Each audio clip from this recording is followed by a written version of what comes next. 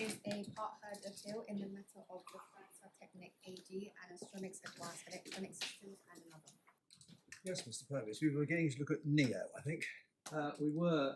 Can I just make two brief points before I go back to that? One of them actually relates to NEO. I don't want to take you to it.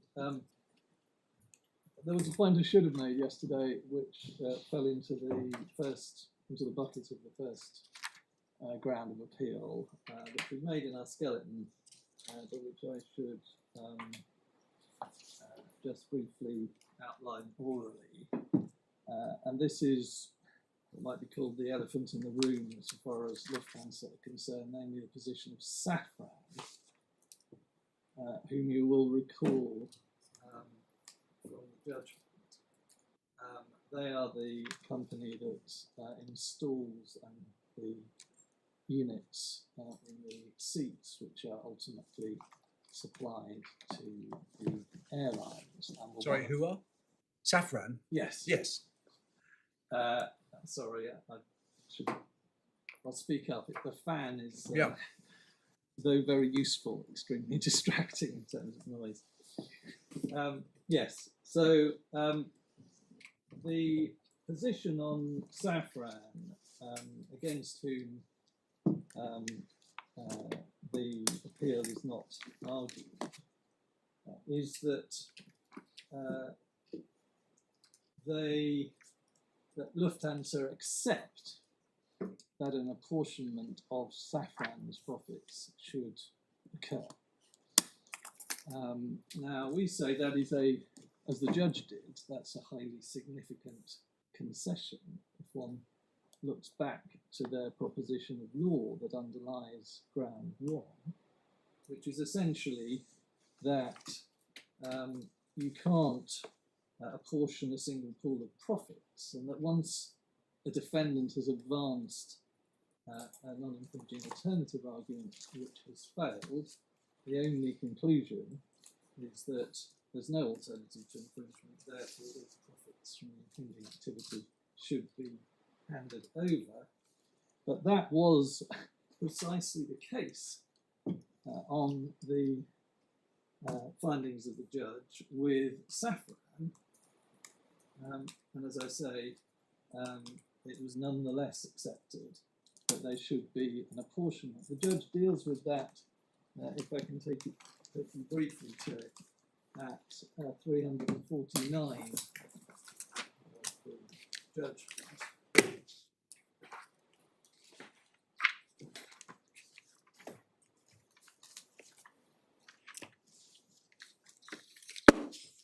I don't want to spend too much time reading through all this, but there was a change in position, certainly legally, in respect of Safran by Lufthansa in the course of the hearing. Here the judge is quoting the defendant's submissions that themselves quote from the submissions of Lufthansa. So you'll see the reference there at 417 to Lufthansa's opening, where they say they recognise that awarding profits on all the seat manufacturing activity would be excessive. They say the root problem was Safran's failure to investigate and plead a more defensible counterfactual, and not in the underlying differential profits approach. They then say Lufthansa's constraint on excessive profits is legal causation. They accept that Safran's revenue derived from manufacturing activities other than installing the systems was not caused by the infringing activity, etc. Not sufficiently effective or substantial. We submitted that was correctly made, as you see at 418. And then in 419, the quote is from the oral opening of Lufthansa, updating the court, as you see from the quote, on the position in relation to Safran, saying their analysis of the legal position is wrong as a matter of principle. Safran makes lots of money, they don't own the systems, they're performing a service. The only counterfactual they plead is the same as the other defendants, 1171M. That's a serious error of judgment, isn't it? means on their part. It means that if the 1171M infringes, all their seat profits are in play on a differential profit basis. They haven't said they would have sold them with different power supplies to different airlines, all of which might have made excellent sense. Now we recognise it's an equitable remedy. This is our emboldenment, obviously. And an award of all Safran's profits to be inequitable. We suggested squaring the said were to legal causation. The reasons we've been concluding that works, in order to all have to do that. So consider the least worst approach on the facts is to apportion Safran's profits in the differential approach, which is portion to discuss. So essentially they seem to be kicked off by saying, well, you can only fit apportionment into legal causation, which we submit is the right analysis.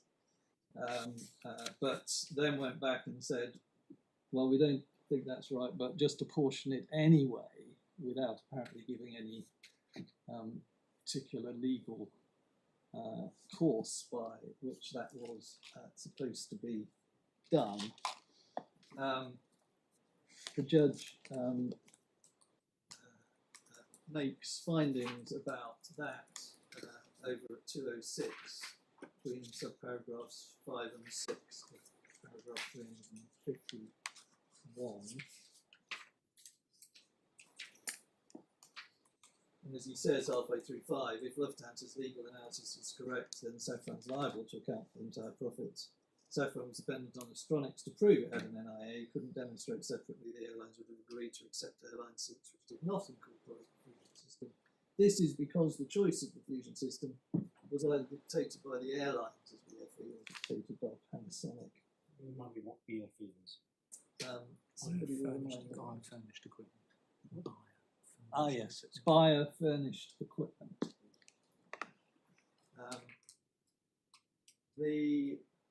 And then in 6, Lufthansa conceded an opening, and that's a reference to the opening, not a sufficiently effective substantive function cause. Agree that was a telling concession. Attempts to row back was unconvincing. Right to make the concession. Terms it did because it would be unjust, inconsistent with the principle. The analysis of claiming possession right and sport litigation neo test. We say little doubt the position adopted in relation to Safran is inconsistent with the case that my learned friend is putting forward on the law. No appeal has been made against the judge's findings here. No reference made to it in the skeleton on appeal. We made the Safran point in paragraph 52 of our skeleton arguments in response on this appeal, but Lufthansa didn't deal with it in their reply skeleton and haven't addressed it orally either.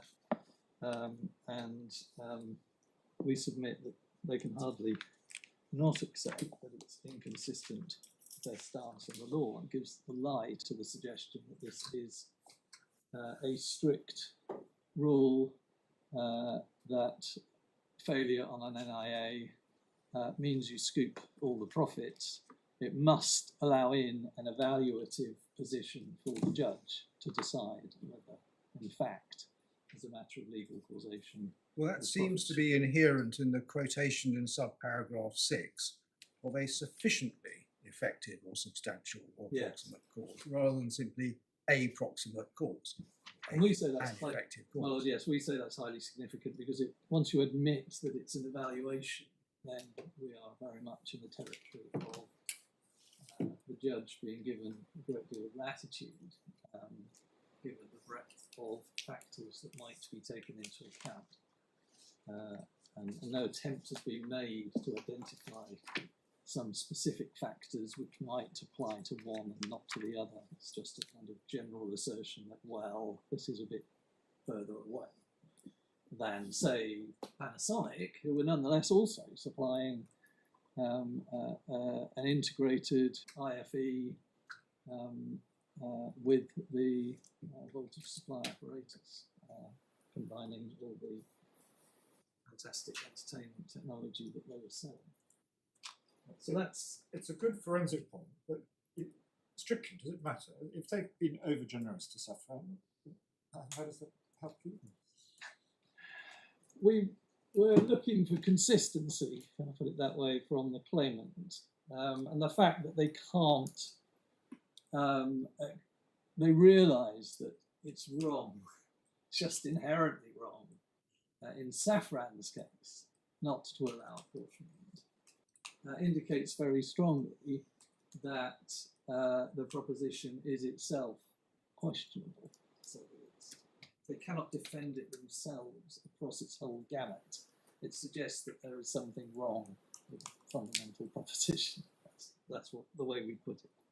Yes, it's forensic, but it is persuasive.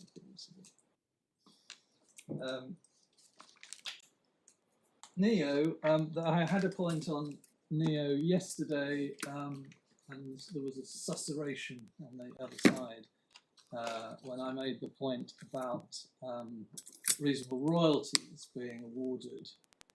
I can't quite remember what I said, but along the lines, if the profits weren't going to be awarded a reasonable, the lost sales damages weren't going to be awarded a reasonable royalty would stand. In fact, having reread it, not surprisingly, my own friend was in the case, he was right to protest, although there was an argument, and there's a lot of material in the judgment, certainly in the account of the judgment below, about the case that was put on a reasonable royalty.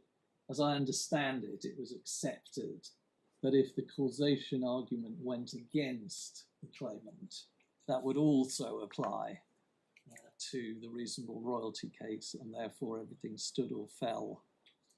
Well, if they lost as they did on the causation point, they then didn't have a case on the reasonable royalty. There was an appeal against various findings on what the reasonable royalty would be in those circumstances, but that's largely, that's entirely irrelevant. So please scrub any submissions which I made yesterday to the opposite effect. I don't think it matters terribly to the overall argument. So back to Neo. We went through it yesterday, and I won't go back to all the various paragraphs in the authority. But we submit as, and probably we should just have it open at, JA3 tab 69.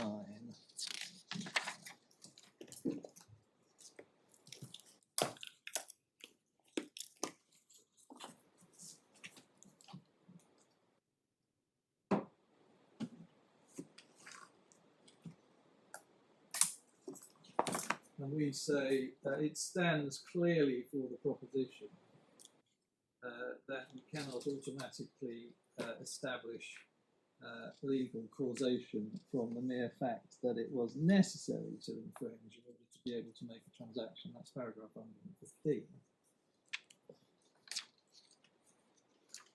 And equally, it stands for the proposition that, certainly in this context, the absence of a non-infringing alternative, because after all, it follows from the finding on necessity at 116 that there wasn't a non-infringing alternative. 117 establishes that it doesn't follow from the absence of a non-infringing alternative that sorry, you said that the relevant paragraph was 115. Sorry, I should have said 16. I do beg your pardon. An error. Yes, 116 is the finding of necessity. 117 is the rejection of the argument based on the counterfactual, which was that you weren't able to make the supplies at all. And that's when we get into the judgments of Lords, Hodge and Sales in MBS, in which the utility of the counterfactual analysis, which it is right to say other members of the Supreme Court are keener on, I think. Certainly in that case, also in the CADSIC. The counterfactual analysis is not the panacea for resolving questions of causation, and the better way of looking at questions of causation is to consider what falls within the scope, in this case, of the defendant's duty of care. We would submit in IP cases the equivalent is the references that my Lord Justice Lewison made in Abbott to the purpose of the right and the remedy.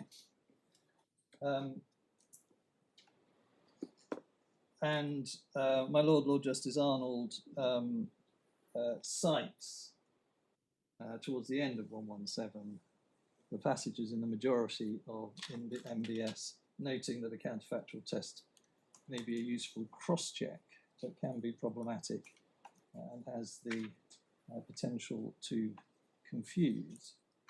Just to be clear, my Lord Justice Arnold goes on at the end of that paragraph to say, accordingly, it shouldn't replace the decision that needs to be made as to the scope of the duty, and then says, as discussed above, the issue in the present case is not the scope of the duty, but whether the actual proximate cause. As we read that, and I'm wary about trespassing on the purpose of what's being said here, but my understanding is that my Lord Justice Arnold is noting that obviously in the context of MBS they were talking about the scope of duty analysis because it was a negligence case, whereas in the present case it's a question of proximate cause, but not saying therefore MBS is not useful or relevant, otherwise there would be no point in quoting it at all. And we submit the fundamental premise which is being taken here, that one has to be careful with counterfactuals, is what has been drawn from MBS. Just on the facts and the legal analysis, yes, it's a damages case, but there are plain and obvious resonances with the present case. As you've seen and we've said repeatedly, the bulk of the sales for which profits were awarded in this case were sales by Panasonic of power units which are integrated with IFEs. The judge describes how this works in paragraph 99 of the judgment. I won't take you to it. Those sales wouldn't happen, say, by reason of a decision by an airline to source the IFE from Panasonic. Others are sales by Astronics, true to say, but some of those were for the same purpose. And as the judge pointed out, Lufthansa have always declined to separate out their claims depending on the nature of the ultimate commercial product, seeking all the profits of all sales regardless. See the judgment on this at 469, which is not appealable. So we're perfectly entitled to judge their causation case by reference to the IFE situation, representing in any event the bulk of the profit. And the judge, of course, made important findings about the motivations of customers for sales of IFEs. Those findings in particular are at 426 to 431 of the judgment.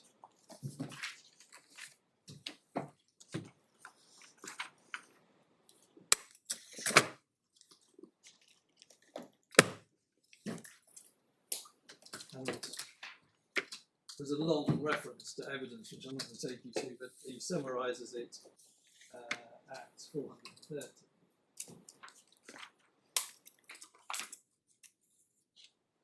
I've already referred to the fact that the Lufthansa matrix for these IFEs didn't even refer to the provision of AC power at all. And it's not surprising at 4:30 the judge makes the findings that he does about what motivates airlines to purchase the IFE systems. No regard given to the design or features of the PD power outlet. And the only point was that it was standard to them that they had a number of outlets. In 431, it's notable that the Lufthansa team didn't seek to persuade the judge that the provision of AC power outlets for PEDs was commercially essential to the supply or sale of IFE systems during phase 2 integration or after that integration had been completed. In case there's any doubt, I find that the provision was not the most significant part of the whole in making this finding rely on the unchallenged evidence. Mr. Brady, quality and variety, entertainment experience with the motivating factor in the choice of an IFE system, etc.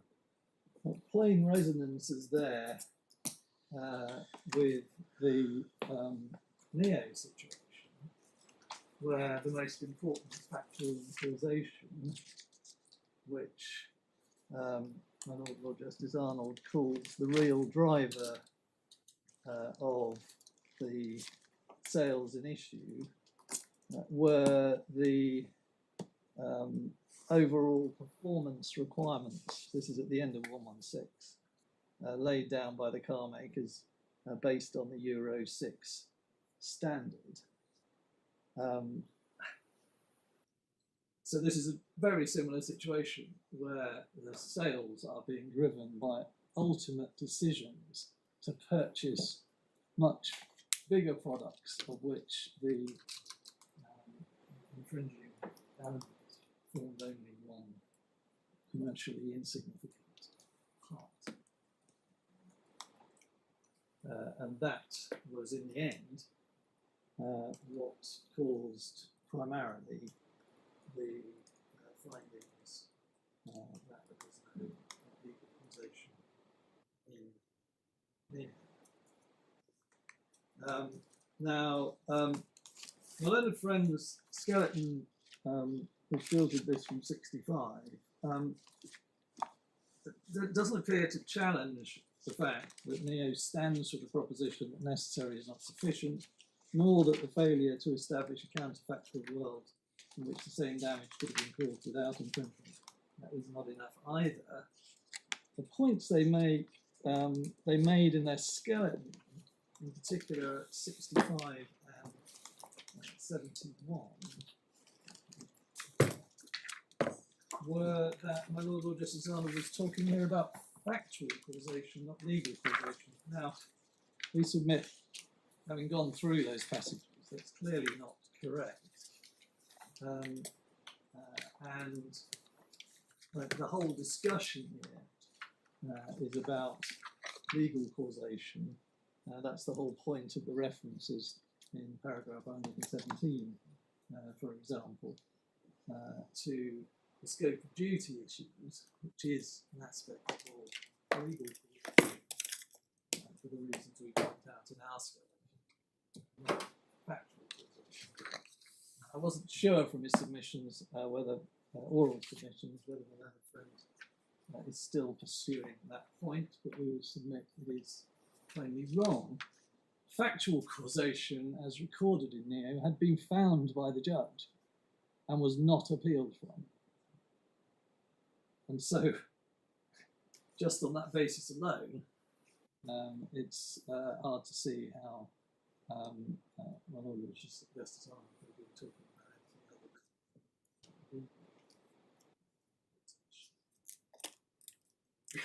I think that's 63.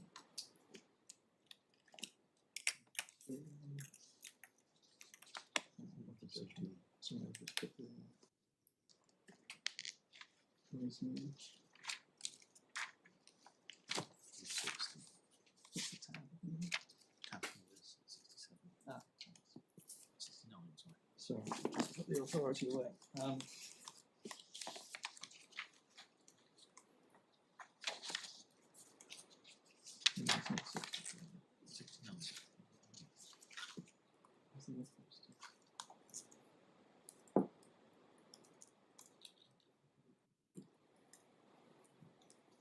I'll give you that reference.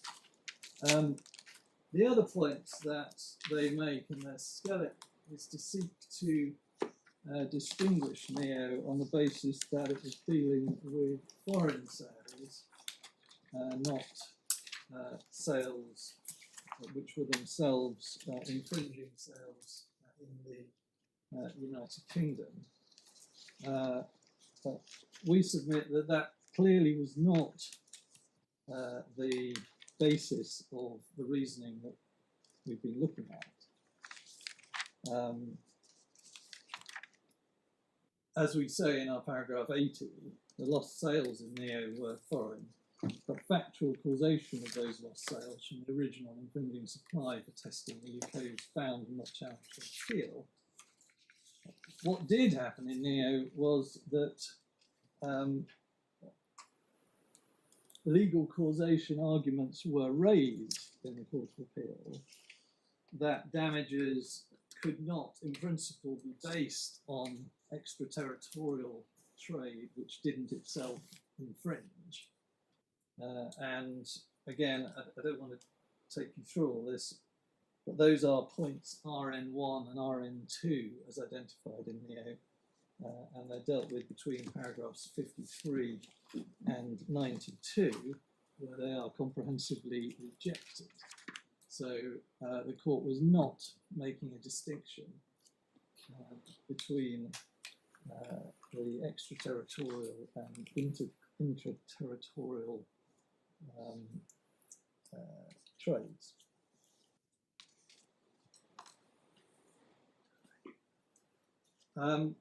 Now, going back to the primary submissions that were made yesterday, which concentrated on the judge's characterisation of Neo in his judgment, which was said to be wrong.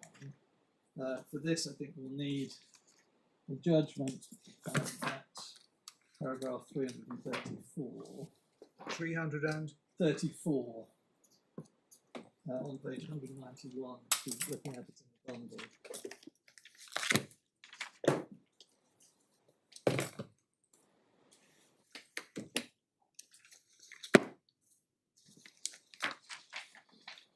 And various points you will recall were taken on some of these subparagraphs, in particular 2, 3 and 4, to criticise the judge's summary of Neo. We've dealt with most of this in our skeleton, but just to run through it. The criticism of paragraph 334.2, I mean, it's a fair point to say it's not necessary for the patentee to prove that the infringer was unable to develop, produce or supply a non-infringing alternative to recover any damages.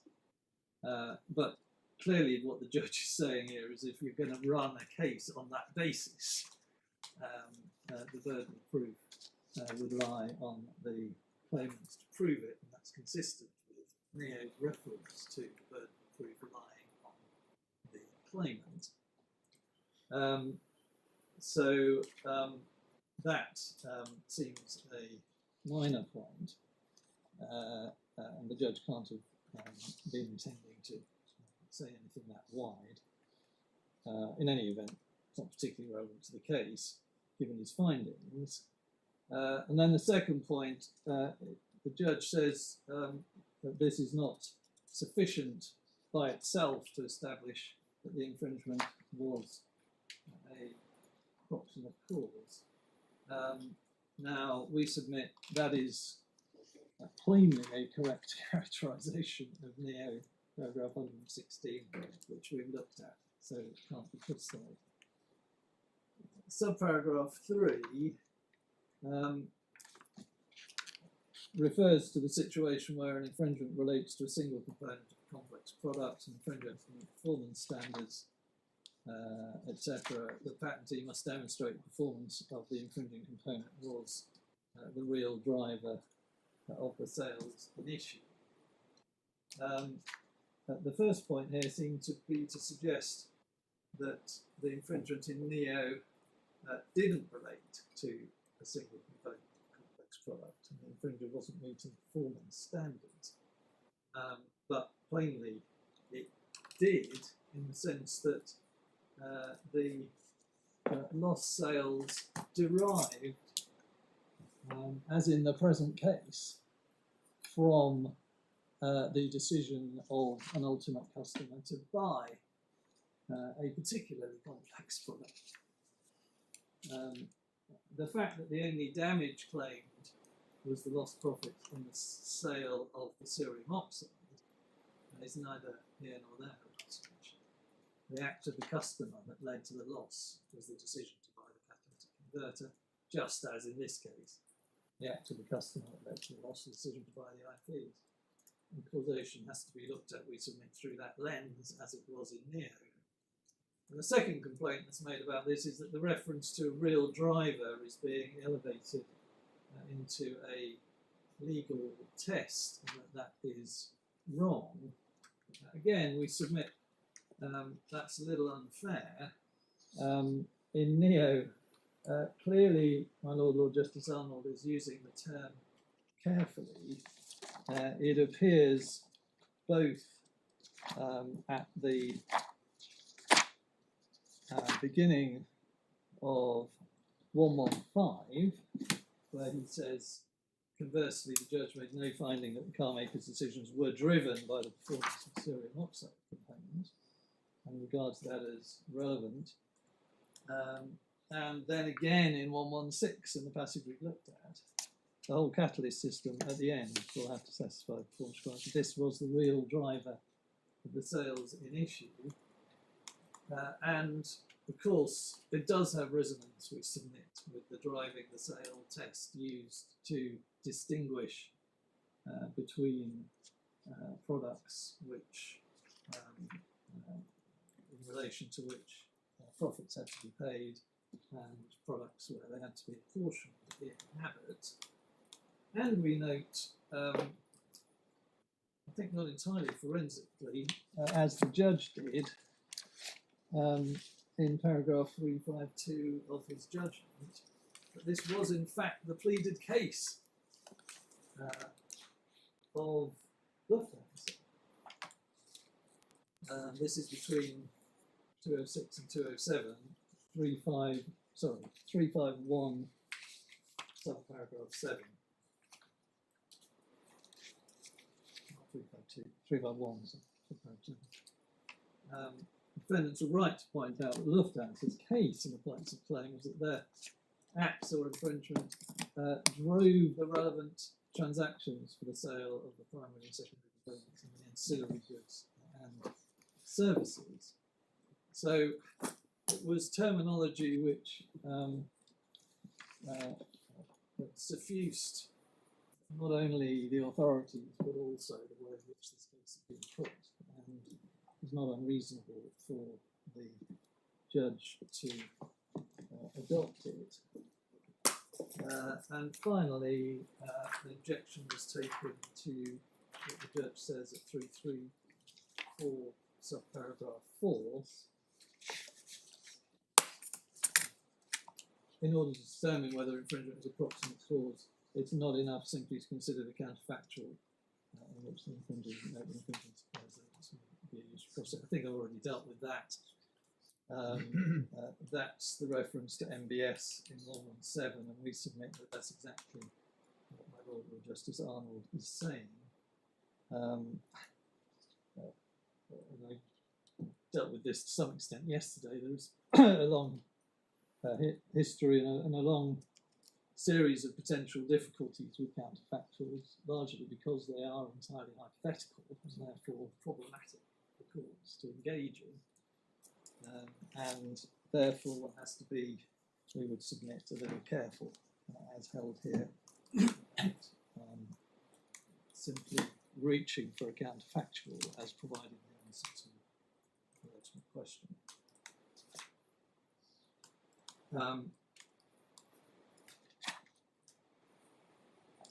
Ultimately, in the end, my learned friend seemed to be saying that, and this was a point again I explored yesterday, and I want to repeat, that Neo stood simply for a restriction of legal causation in cases where there were intervening contingencies in a complex temporal chain of transactions. We would submit that's not the case. The propositions are broader than that, reasons that we explored a little yesterday. But in any event, NEA is not in fact a particularly complex chain, and we would submit no more complex than the present case. Essentially, it was looking at the car maker's decisions about which catalytic converter to purchase, which in fact incorporated the infringing article. See paragraph 113 of the passage that's quoted in the judgment at 333. Yes, there's a difference on the facts in that the act of infringement was the original approval and testing in the United Kingdom, the actual sale of CEO and facts.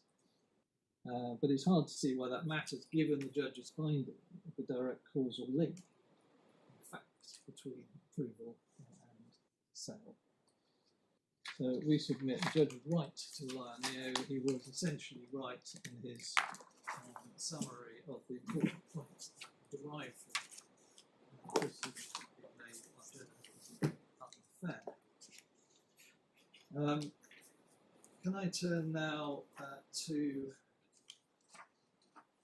ground 3, which is, as we see it, kind of on the face of the skeleton argument, a bit of a grab bag of miscellaneous points of complaint about the way in which the judge weighed the causative potency of the patent to the profits.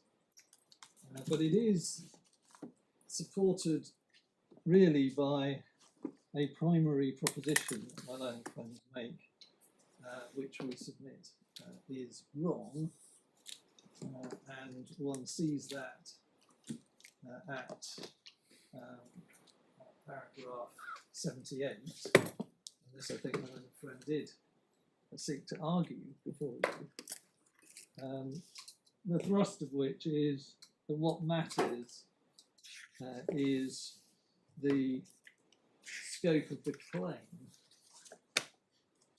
not the underlying invention which it protected. That's the thrust of what's said at 78. And I think I've already essentially dealt with that proposition, which we say is wrong. See, for example, Abbott, paragraph 8, which it was clearly distinguishing the scope of the claim from the invention, and all those passages that we looked at in Over and Dow, where the majority in the Supreme Court were doing the same thing, and were criticised by the minority for that reason.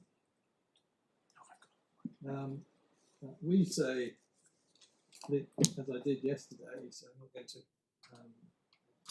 go too hard again, the extent of the claim, so far it relates to the overall article against which the invention is defined, is largely arbitrary.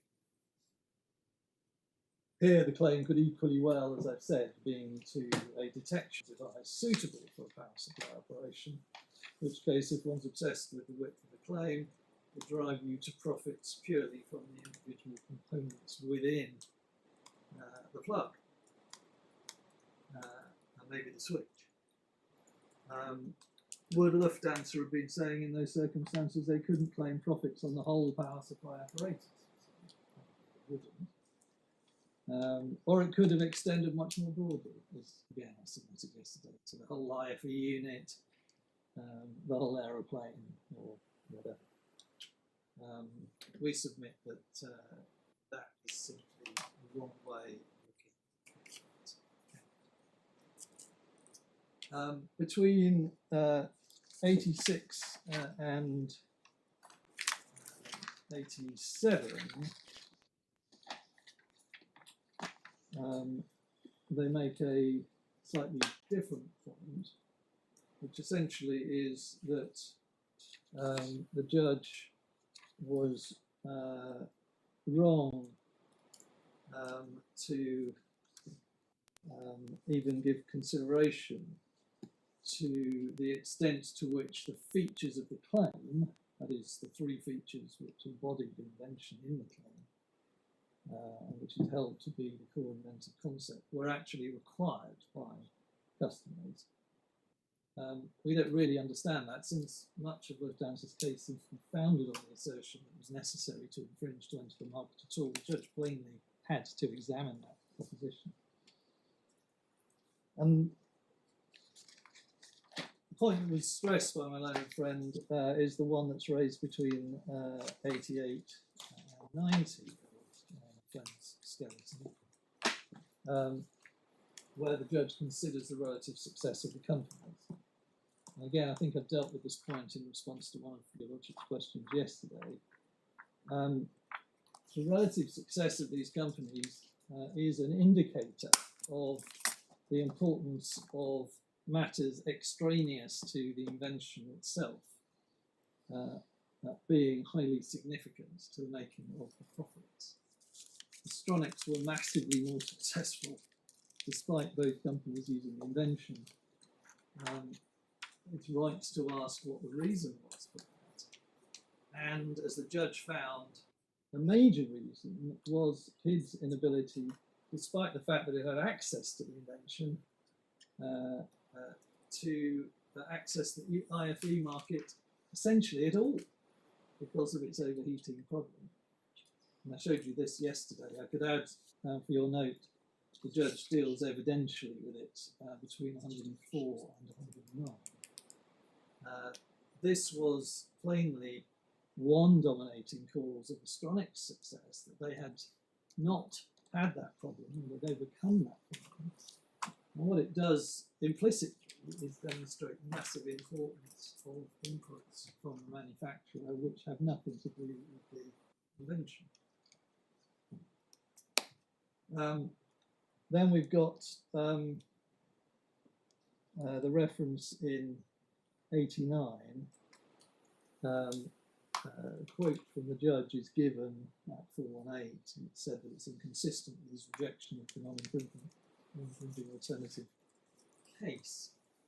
I'll come back to that, but it's actually entirely consistent with findings which the judge made that the KID product was so problematic that if an injunction had been granted at the outset against Empower, the airlines would have had a problem, and they might well have ended up having to acquire an alternative technology in terms of USB power rather than AC power. The significance of that, in passing, is that Lufthansa admit that Astronics, it was perfectly open to Astronics to sell power supply with USB, for example, for incorporation of an IFE. This is the point they make in paragraph 45 of their opening skeleton. If one looks just as a matter of interest on this point to the judge's judgment at 629, we can see where this went. And what this does is point up the real problems one gets into with the non-infringing alternative counterfactual. He's dealing here, in fact, with the deduction of overheads, for which, whether or not the fixed overheads could have been used for alternative products, that is a relevant factor. But he makes a series of remarks at 629, which are telling. If Lufthansa had obtained an injunction against Astronics and Panasonic at the beginning of the period, it's probable Astronics would either have negotiated a new license from Lufthansa, that's to say, under the patent, under pressure from Panasonic and the airlines, or Panasonic and the airlines would have sourced a third-party product, such as the KID SPM, and then it says subject to it resolving its technical difficulties, because we know existed and haven't been resolved. Finally, if it had been absolutely impossible to obtain an alternative product, but no doubt the airlines would have ordered a modified IFE system incorporating USB outlets only. And of course, that would have been a system they could have bought from Astronics. So, these hypothetical worlds in which the infringement is not on the market, in circumstances where there's not an adequate product from the patentee or its exclusive licensee, lead down some fairly difficult chains of factual inquiry and make it extraordinarily difficult to establish where you go with the profits. We may well end up with a case where Astronics are still on the market, but with something else. But it's imponderable because obviously it didn't happen. We can never know.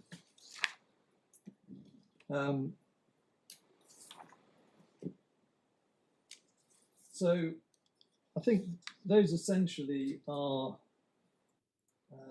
the points that are that were urged on you on this ground. I can turn perhaps also to I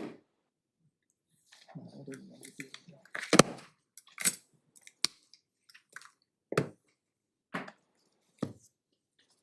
Yeah. Then we get to 96 to 102. Of what? Of their skeleton? Of my learned friend's skeleton, which is the point about the power management patents, where they criticise the judge. And for this, you need the judgment at 389 to 390.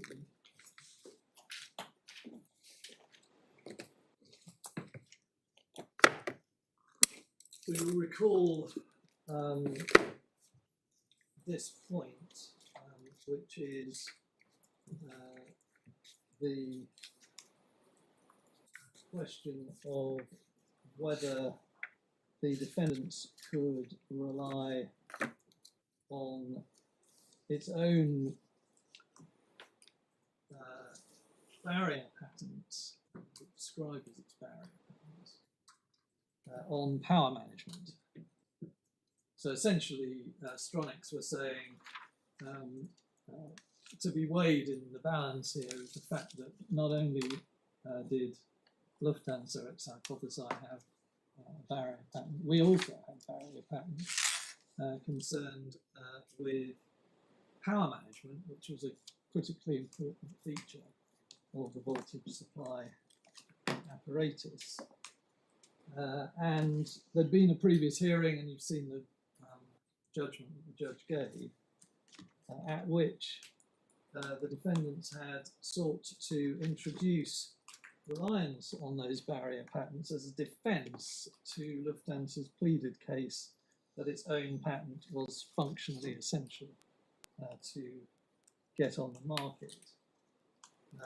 And the problem that was raised, the major problem that was raised on this, was as soon as you put forward a positive case based on patents, you raise the obvious question whether this patent's valid in the first place, and that it was considered to be too late and too problematic to rely on that at this stage.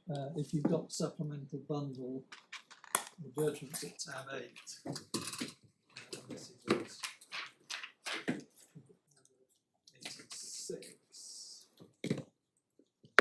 Paragraph 86.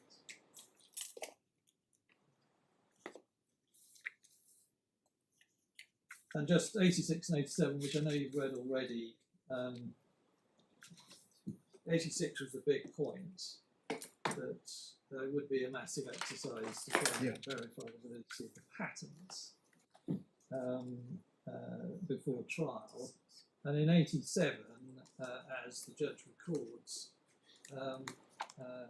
the defendant's counsel said, okay, we're not going to rely on the patents in support of the allegations in the pleading, confirmed in oral submissions. But the judge says, well, in that case, how are you going to prove the allegations that you've made in your draft pleading about the technology?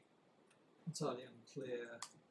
All the witnesses are relying on those patents, and if they can't rely on the patents themselves, it's unclear what evidence they intend to lead to show that their power management architecture was key to overcoming the technical barrier rather than Lufthansa's inventive concept. This uncertainty is wholly unsatisfactory. And so he denied that amendment to relying on the technology as a barrier, or rather as a defence to the claimant's plea based on what they called a key technical barrier.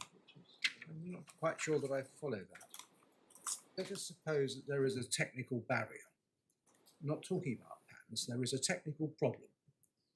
And Astronics are the only person to have solved it. I'm not quite sure why they can't rely on that. I'm not saying nobody else is entitled to solve it. I'm simply saying we have, and nobody else has. Yes.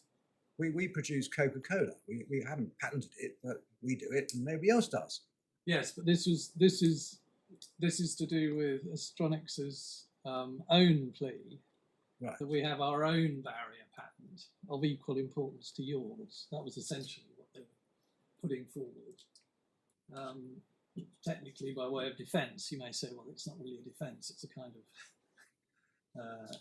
equally you had to overcome our patent sort of argument. But what we are trying to do is to put into effect a statutory instruction to discover what are the profits derived from the infringement.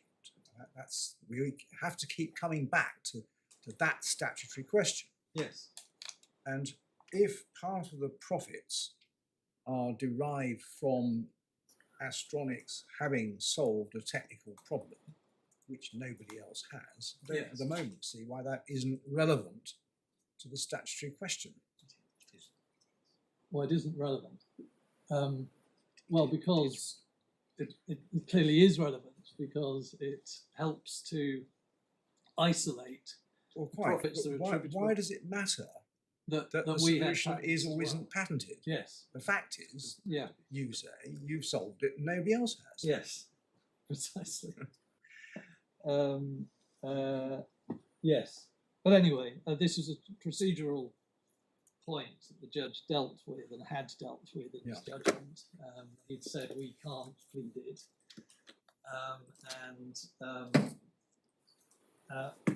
What then happened is what the judge deals with between 389 and 390.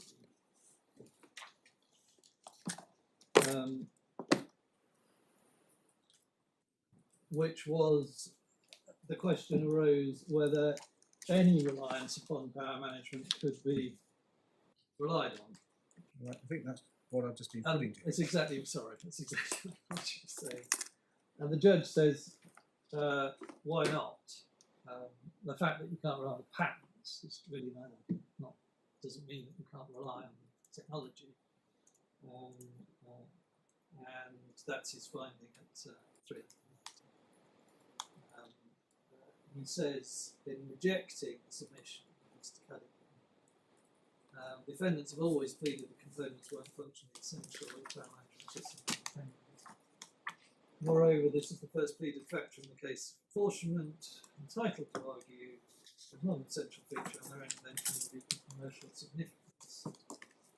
What they weren't entitled to do is to advance an argument that they had patents that gave their barrier. We say that's a perfectly reasonable distinction from the judge to draw. It's quite clear on his original judgment that he was objecting to the pleading on the narrow basis that there were actual patents. But when it came to the commercial significance of being able to overcome various problems, he allowed it. We say that was a legitimate exercise of case management, not only because it's reasonable, but also because at trial there was heaps of evidence put in on this very point, and cross-examined to, in fact, by my friend, which the judge deals with at length between 396 and 401. Again, I won't take you through it all. There was no prejudice, conceivably, here to Lufthansa. We say this was simply case management, not an appropriate subject of appeal. It's been pointed out to me the judge, in paragraph 6, right at the outset of his judgment, did note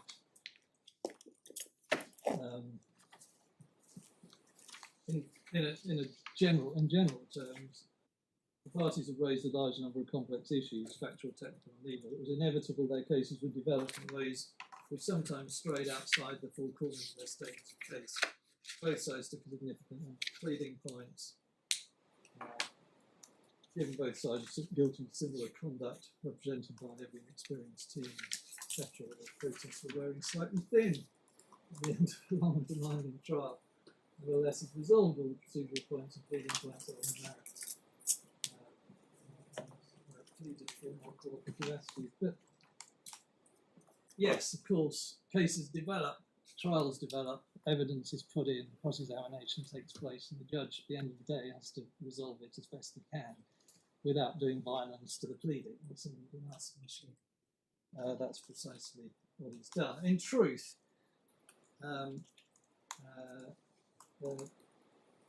he makes clear in our submission, the first 6 lines of paragraph 469, that this may well have made no difference anyway to his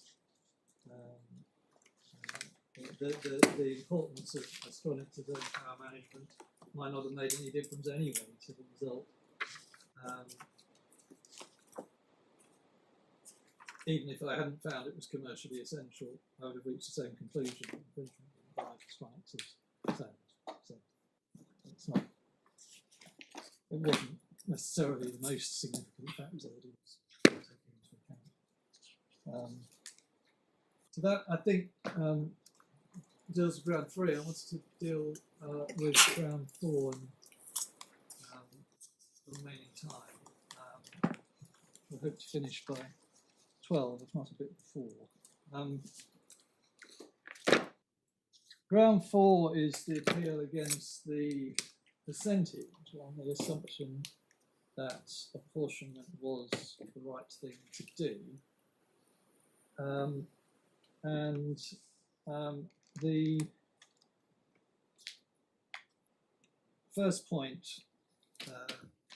which is made, and a point of principle which was argued by my friend Mr. Hall before you yesterday, is what's dealt with in my own friend's skeleton between 107 and 112, and what we respond to in our skeleton between 115 and 120.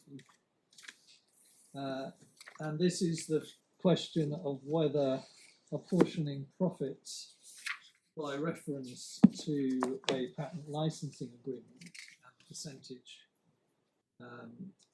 or rather the assumed percentage of profit which one can derive from that agreement, is useful when one is considering apportionment of profits on an account, and in particular whether some kind of uplift, and if so, what kind of uplift needs to be carried out in respect of the number, the percentage which has been arrived at.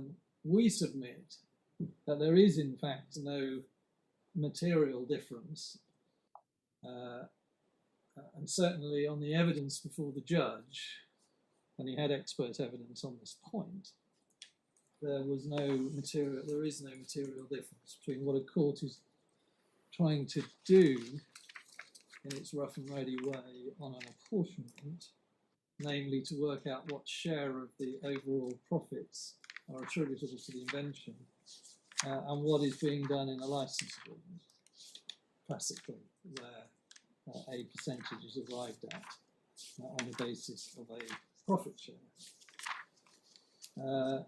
And the premise, which we say is mistaken behind Mr. Hall's submissions, is the idea that the profit share concept, commonly used to fix a royalty between patentee and licensee or trade licensee negotiations, is seeking not simply to share out the profits which will ultimately be made by the product which will embody to some extent the technology or the invention or the trademark, but also to share out the value of the invention itself. And therefore, you need to carry out some kind of uplift when one's carrying out an apportionment exercise, which is seeking to allocate the whole value of the invention to the profits made. And that, as we understand it, is how my own friend starts from the 13%, which derived from the 2014 teaming agreement, how he gets from the 13% up to his, I think he said 26 to 52%. He assumes that the 13% itself is a share of the value of the invention, and therefore you need to compensate for that by applying 25 to 50% standard rules. Can I just make sure I've got this Yes. point? I think what you, or at least what I understand you to be saying, Yes. is that where a license requires the licensee to pay some kind of royalty, the royalty will be a percentage of the product embodying the invention as part of the product, and the percentage of the value of the product evaluates the contribution of the invention, the whole contribution of the invention to the finished product. Yes. Yes. I would. There's a slight wrinkle in terms of the number of steps involved there, but the conclusion and the premise are right. It's just that, as your lordship knows, when one arrives at a percentage in a royalty agreement, what one has normally done is start with a guesstimate of the expected profits from the exploitation of the whole product.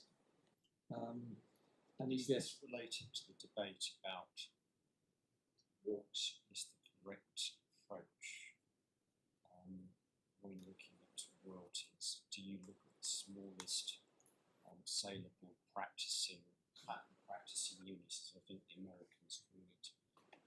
Do you look at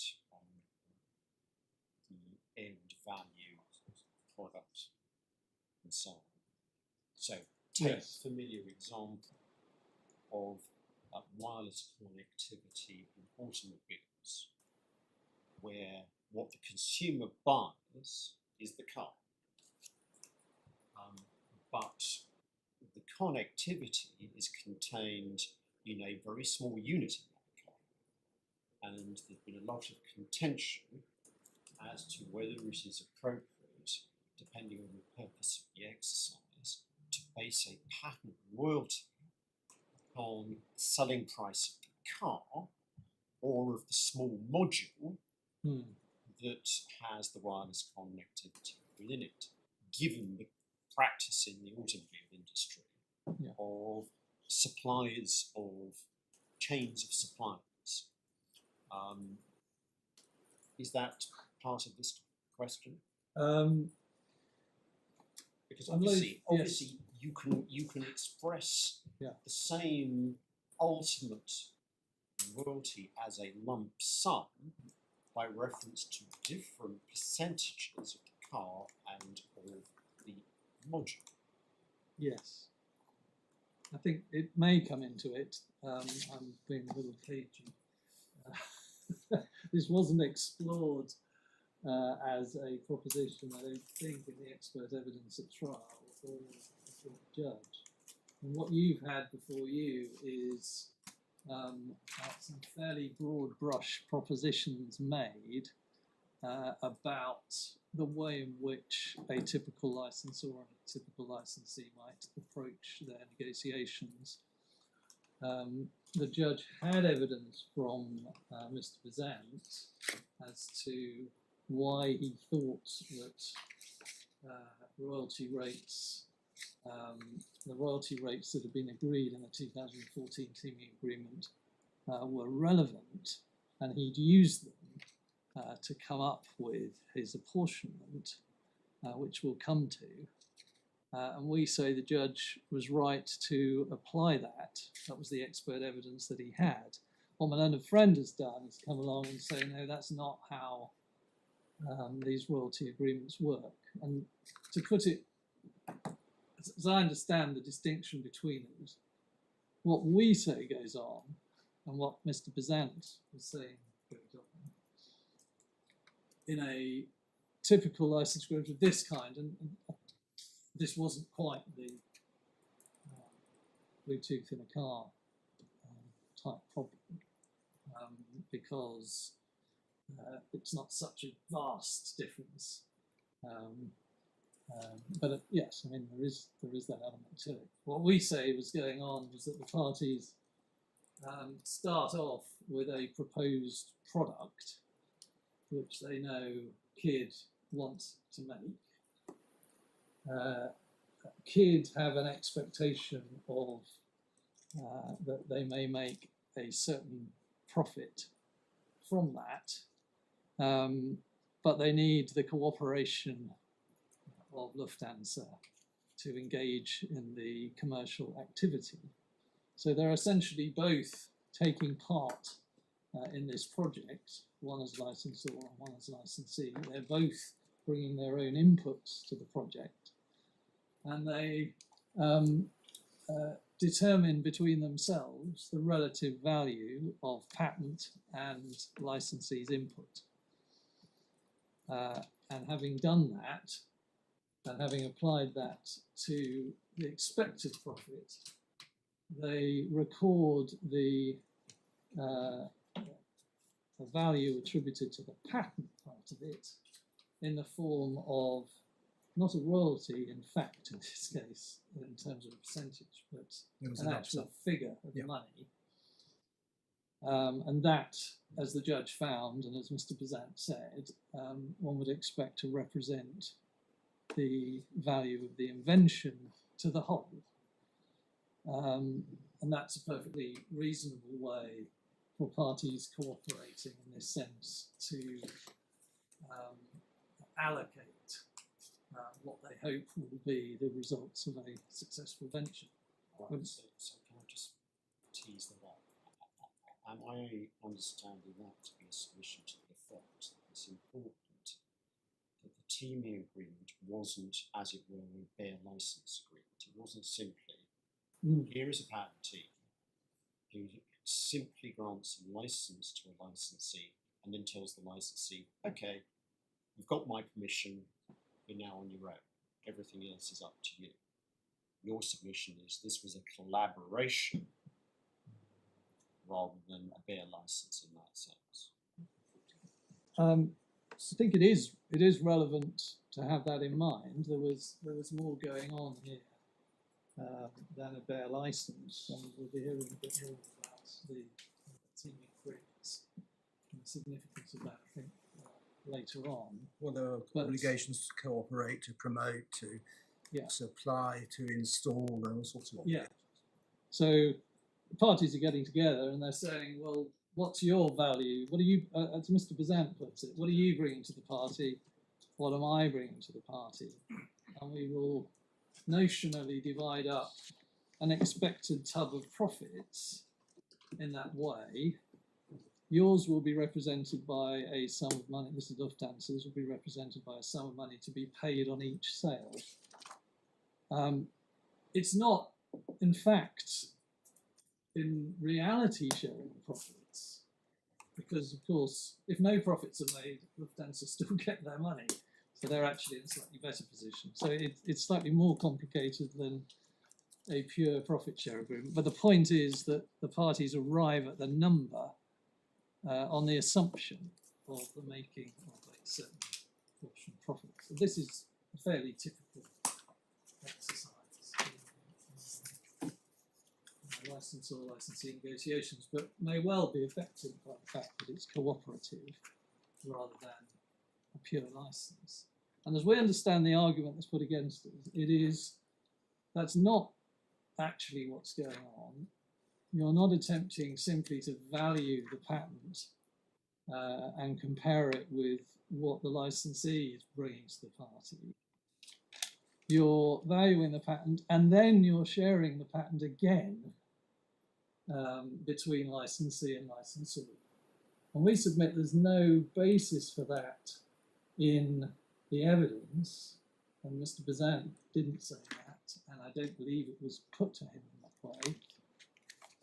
And the judge rightly found, following the evidence that he had, that that wasn't what was going on, that the parties can be assumed to be putting a value on the inventions, what the patentee was bringing to the party. The point that was taken, as I understood it, was this: if you have a patent for a simple product, a widget, and you license someone to make it and sell it, so the invention is the entire value of the product, you would share it between licensor and licensee, because otherwise the licensee give 100% of their profits to the licensor and wouldn't get anything from it at all. Yeah, I understand that argument, which... But I think what you've just said is, well, that applies where it's a simple product. It just doesn't apply where it's a complex product, because the licensee does still have an incentive to manufacture and sell the product, even if 100% of the profit attributable to the invention is given to the patentee, because they retain the rest of the profit on their bit. Yeah. Is that what I was the way I was going to deal with it, because one can't get away from the logic of the 100% point, but we say that's a special case. And circumstances, particularly as in this case, of course, the licensee would have a huge incentive to try and make more profit. Because it's a then he'd win. Fixed royalty. As against the original negotiations. Of course, if he made no profit, he would lose. But so everything is slightly up in the air, but you can't get away from the basic proposition, which was on the evidence. That's what one would expect the parties to be doing in this kind of situation. Can I show you the passages in the passage in the evidence? It's the judge quotes the cross-examination of Mr. Bazant at 567 of his judgment.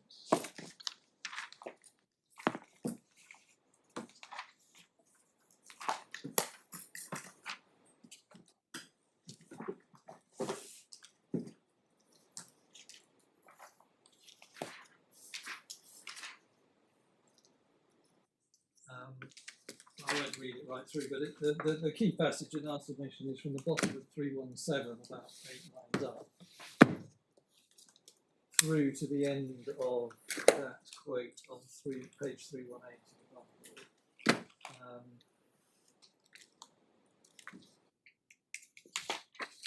He says at the top of 318, you will see, tells you how the parties agreed to isolate the value of that patent and the user.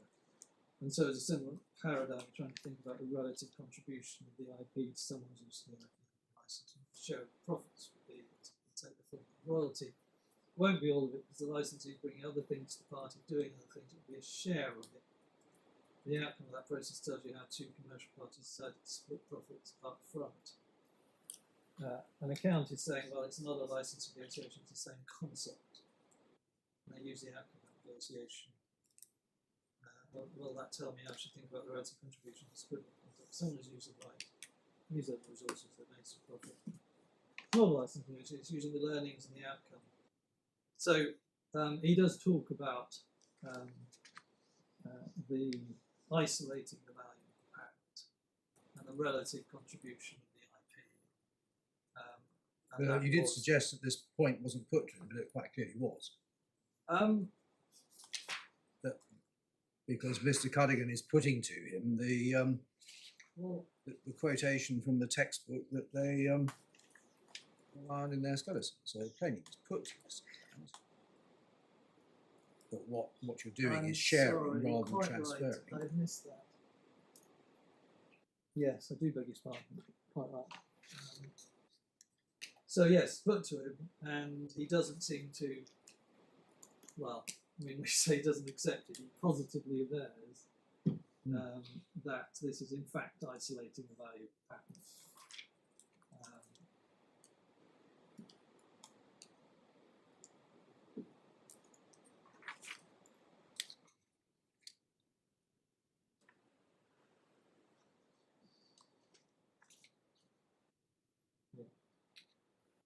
One is essentially trying to find a way of sharing profits.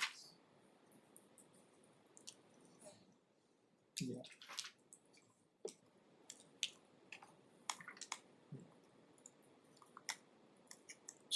Well, there we are.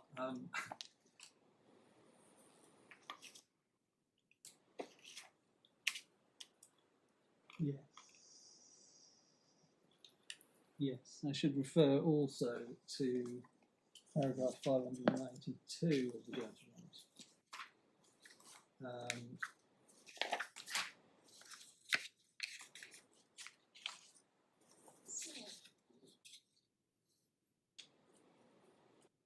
He notes Mr. Ryan in relation to Mr. Bazan's evidence. He notes Mr. Ryan's evidence, and of course he accepted a possible proportion of profits by reference to an implied royalty rate taken from a comparable license agreement. Pressed him on, Mr. Howe pressed him on whether any objection in principle to a method of apportionment Mr. Bazan had adopted, declined to answer that question. He'd had a reasoned objection to the use of these methodologies, particularly to either royalty or licensing approaches, which that was the time to make it clear. So, my learned friend relies on that extract from the book that was put to Mr. Bazant. Mr. Bazant stuck by his evidence, we submit, and that's what the judge had. On the other side, he had Mr. Ryan, who accepted in principle that you could certainly apportion profits by reference to an implied royalty rate, and didn't, as the judge records, despite being given the opportunity to criticise Mr. Bazant's approach. And we would submit there's no basis for this court in the circumstances to interfere with the judge's acceptance of Mr. Bazant's approach to using the 30%, which was derived in the way it was from the agreement. We should also say that that Lufthansa were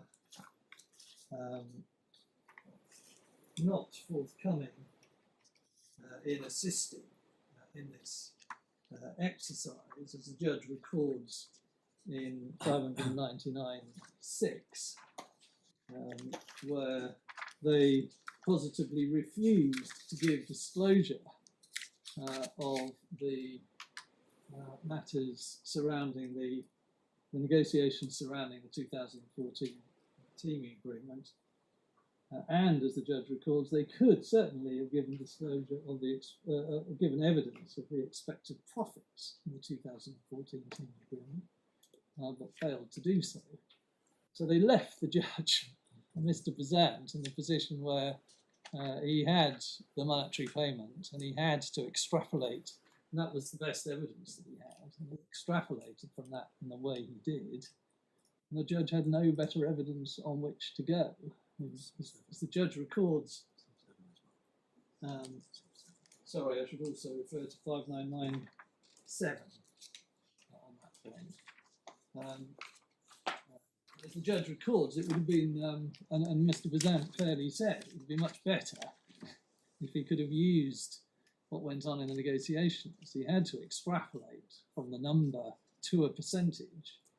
There are certainly uncertainties in that because he was relying on Astronics profits ultimately to get there rather than kids. But that was the best he had. And we say to take that position and now to come to the Court of Appeal and say, well, let's double or triple that number in a kind of arm-waving way is something that doesn't particularly lie in the mouth of Lufthansa, who could have put their own evidence before the court. They could have got Mr. Ryan to deal with this.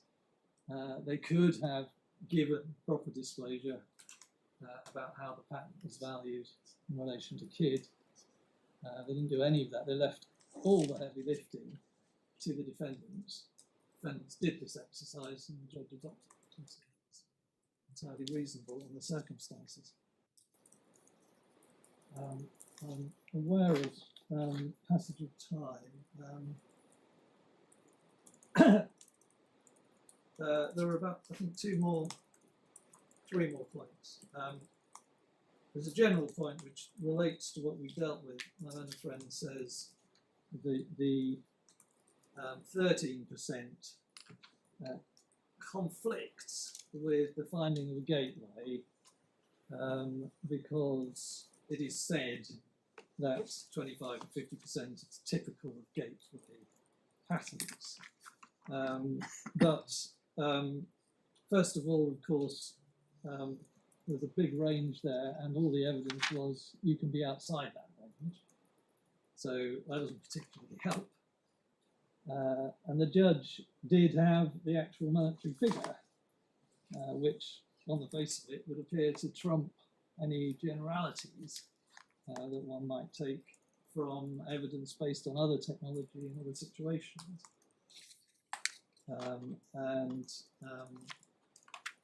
That, as we say in 1, 2, 3, wasn't put to Mr. Bezant. I'm definitely right about this. 1, 2, 3, 4 lines up. This is our skeleton.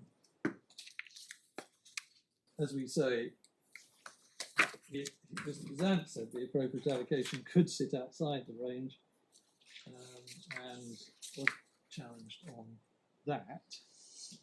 And even Mr. Ryan, the best he said was probably where one starts, which, as we say, is equivocal evidence, which doesn't displace the judge's approach. Lufthansa relies on the fact that 50% of Astronics profits were awarded in Germany. We've got no idea what the basis for that was standing here. Nothing has been put before the court to indicate that we should accept that as opposed to the finding the judge has made on the evidence in this case. And then finally, on this grab bag of points, there's this issue of the maths, because it said, well, you get to 1% if you've got a non-infringing alternative and another if you don't. But as we say, that's just an artifact of the fact that we had to start, the only number we had to start with was an actual figure of money from which one could only extrapolate a percentage. Clearly the percentage would be a higher percentage of a lower number and a lower percentage if the ultimate number was higher. this simply derives from the limitations of the evidence that the judge had, which, as we've submitted, was essentially Lufthansa's own fault.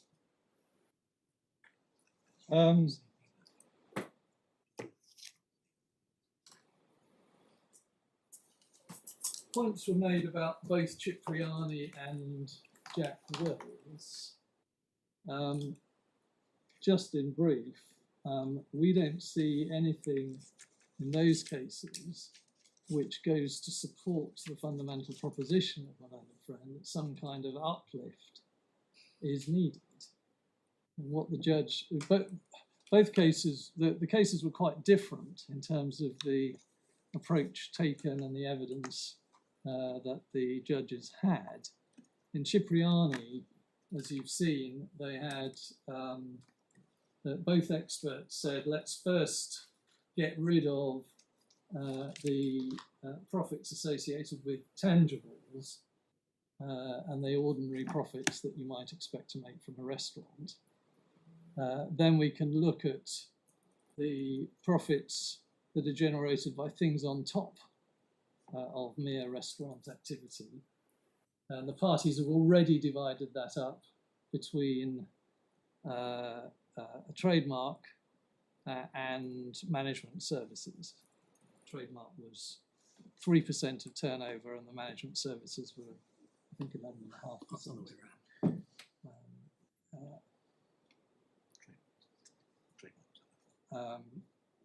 Sorry, the other way around. And so what the judge had was the agreement of the parties as to how to split the intangibles between trademark and other services. And from that, he extrapolated by dividing one against the total sum, this 79% figure. But there was no suggestion anywhere that he was uplifting to take account of the fact that 3%, the 11.5% was already a profit share. He just took that number and applied it to the portion of the profits which he was concerned with. So we don't see anything there that is inconsistent with what the judge has done, or that particularly supports my friend. Jack Wills, the judge took what was a standard, said to be the normal royalty which the defendant would expect to pay for third-party trademarks, which I think was 1.5%. And again, simply applied that to the profits. Again, no suggestion of this uplift. So we submit he doesn't get anywhere on those cases. He's really got to submit that they're wrong, or that parties arguing cases before the court in those cases didn't think at this point. But we say in the end it's not really a matter of law, it's got to be a matter of the judge's evaluation of the expert evidence that he had, and that was strongly in favour of what he did. Finally, we have a pleading point, which my friends make at 118 of their skeleton argument.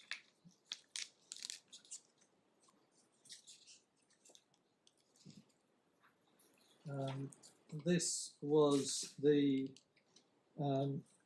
this refers to the judge's paragraph 577, which quotes from the exchanges that took place before Mr. Justice Bacon.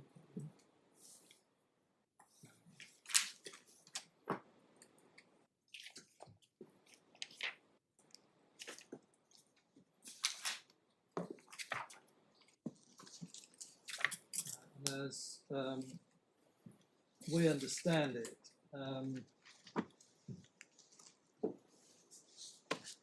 they complain that in 590, the judge is wrong to find, as he does, that if Lufthansa was going to put forward a positive case, they should have done so by way of pleading in their reply, but it elected not to do so.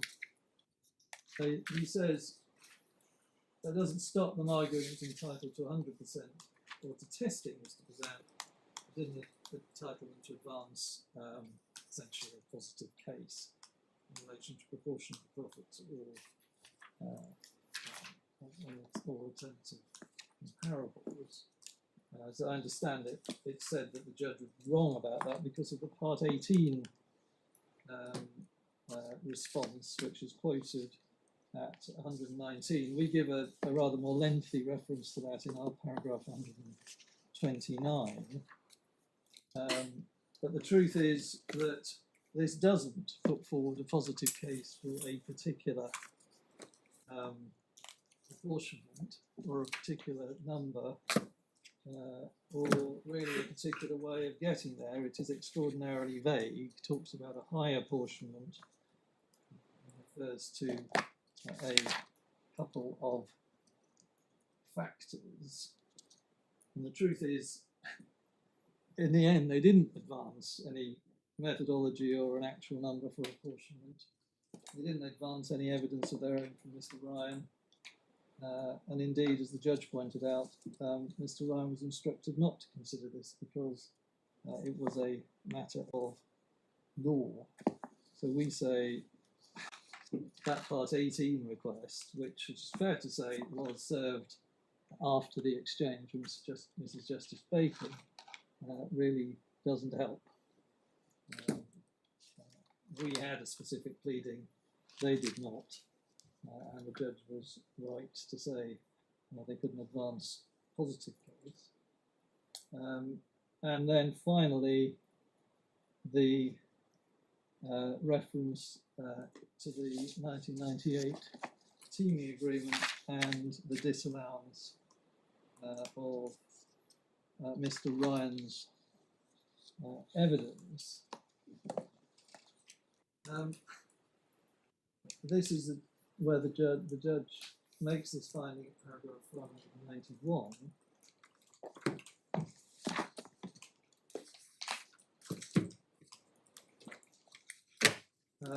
Sorry, between 590 and 591. So it leads on from what we've looked at. The judge follows on by disallowing Mr. Ryan's evidence in relation to the 1998 teaming agreement, which obviously would be a positive case. He says it extended beyond an expert analysis or commentary on Mr. Bazant's approach and was an attempt to advance a positive case. So this is his reply evidence. Moreover, if Lufthansa had intended to rely on it, Ryan should have given evidence about it in chief in Ryan 1 and given Mr. Bazant an opportunity to answer it. It's accepted, I think, that this is case management. Ryan 2 presumably should be Bazant 2. Sorry, yes, absolutely. Yeah, Bazant 2. The point is made.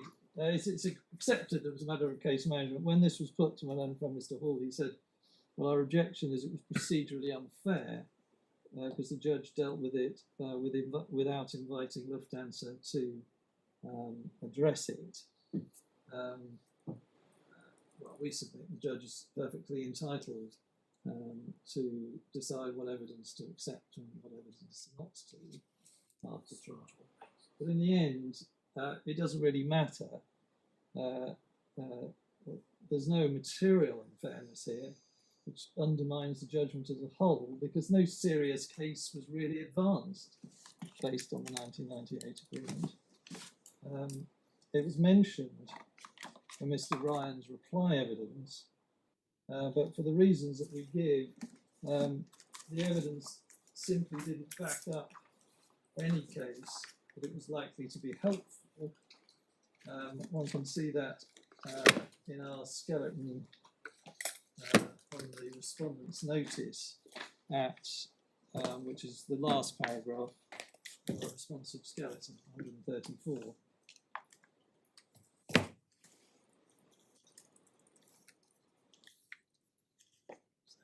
So which page? Sorry, the very last page of our skeleton, of our opening skeleton. I'm looking at it from Your opening not in the bundle. I'm sorry. Oh, It's the page. responses. Page 100. Is it page 100? Yeah, everyone's nodding. Page 100. So there are those points. It was common ground that the 84% royalty was enormously high. Mr. Bezant said the 2014 was more reliable and disagreed with Mr. Ryan. He wasn't challenged on that. Mr. Ryan conceded that one of his reasons for referring 98 was incorrect, because the 2014 agreement overlaps with more of the period, and his other point was that it wasn't a lump sum component, and we say the distinctions are material for reasons given by the judge. Mr. Bezant had not made such adjustment for the purpose of calculating the royalty, but that wasn't challenged by Mr. Ryan. And finally, can I just show you, even the claimants didn't place any weight on this. You've got the confidential appeal bundle at tab 13, which is Lufthansa's closing submissions. Even my learned friends between 526 and 527 note that Mr. Ryan fairly acknowledged in writing and orally that he wasn't putting the 98 agreement forward as a particularly informative approach. So really, it seems incredible to suggest that this was something that was that the acceptance or otherwise, the allowance or otherwise of his evidence in would have made any difference to the overall.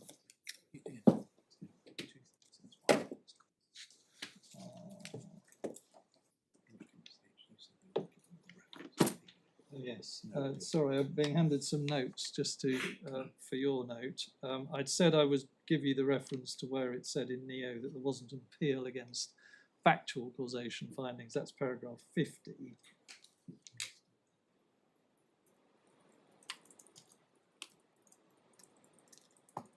I referred in passing to the fact that even in respect of Astronics sales, these are not, the infringement is not confined to power-only supplies. It extends to Astronics supply of SPBs and SPMs, which were used with the IFEs, the in-flight entertainment units. One can see that. I'll just give you the note, a field note. In the points of claim, tab 25 of the core bundle at page 371, paragraph 14, capital A, little a, and the judgment at paragraph 95.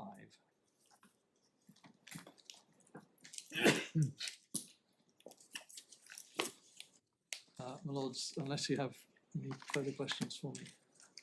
Thank you, Mr. Lewis. So we're presumably going to hear Lufthansa's reply on this appeal before moving on. My lord, yes, that's the plan. So I will reply on 1 to 3. My learned friend Mr. Hall will reply on 4. Can I start with the biggest issues? The approach to law to problems like this one.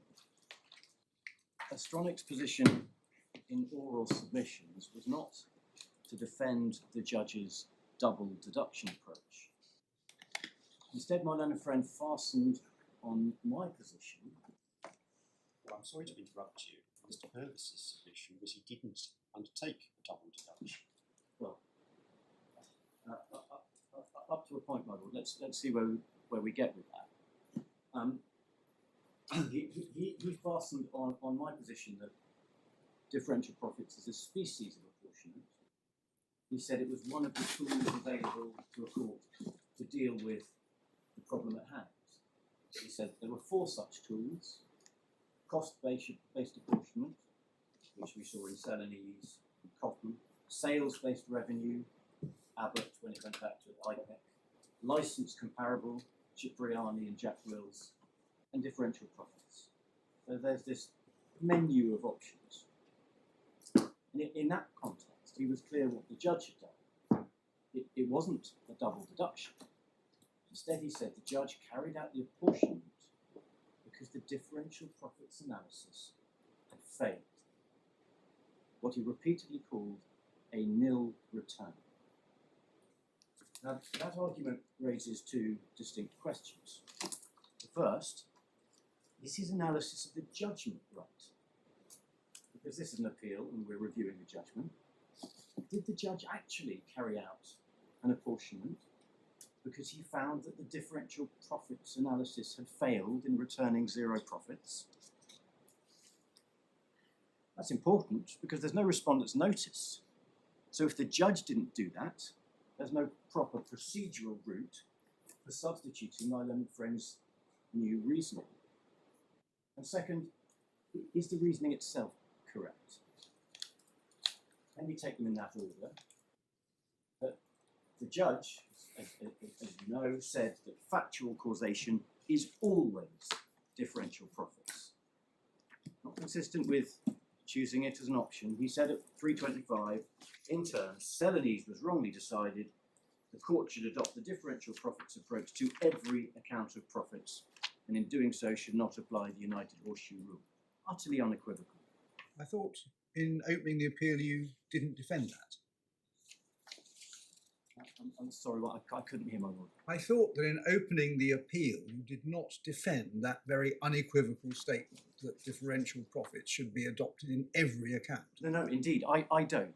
I don't say that. That wasn't my Right. case then. It's not my case now. But that's the judge's position. Yeah. What I'm trying to explain now is that my learned friend is not defending the judge's position.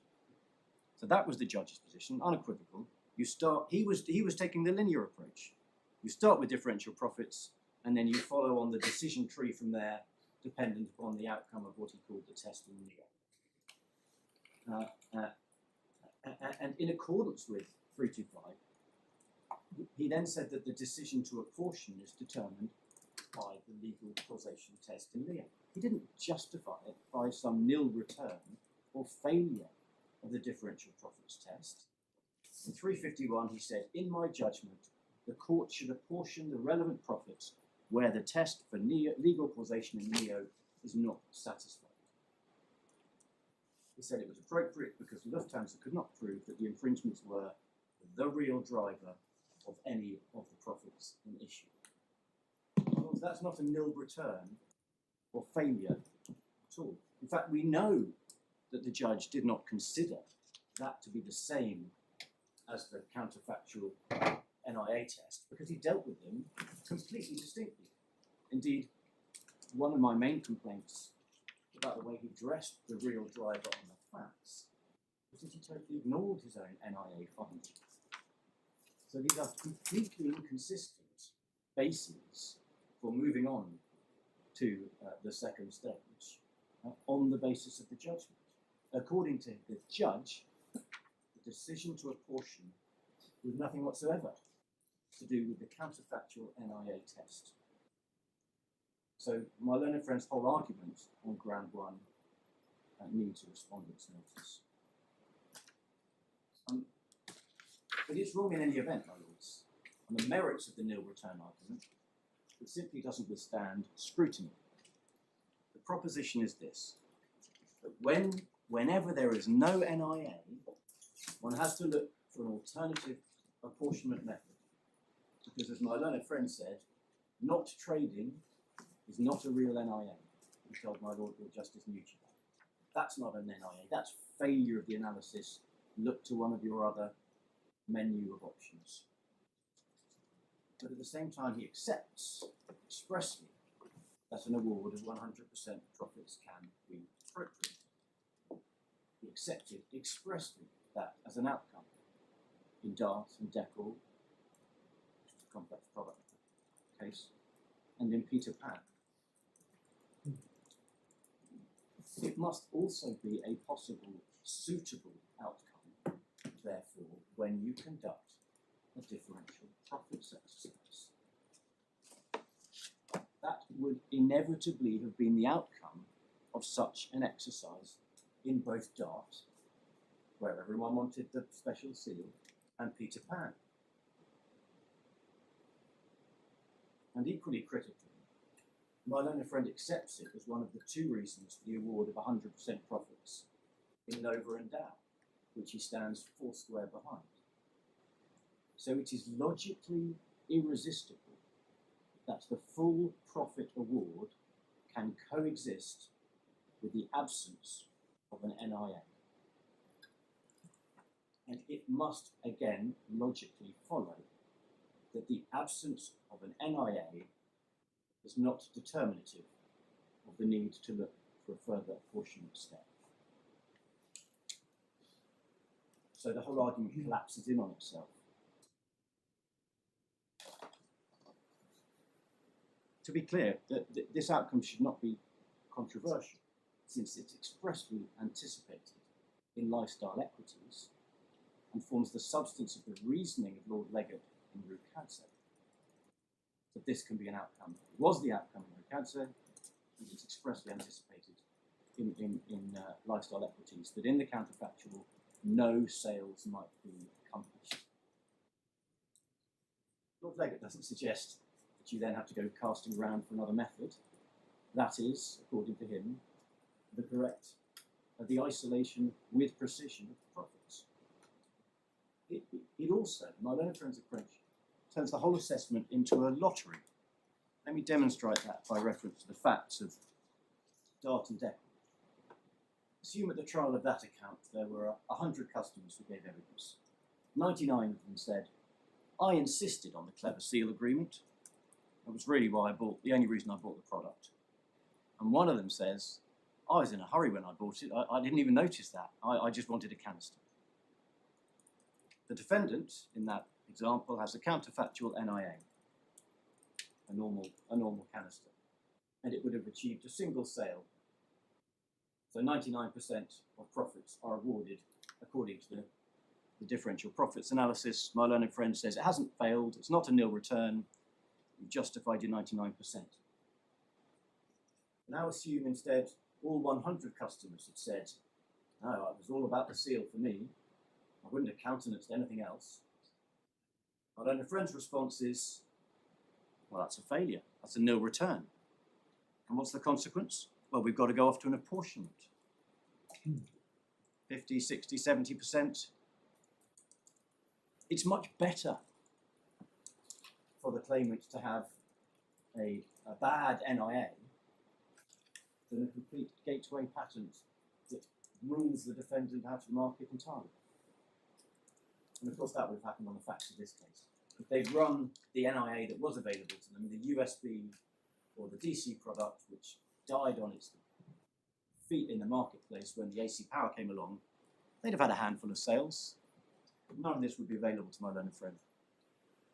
Because you would have before you a perfect demonstration of the nuanced effect of differential profits.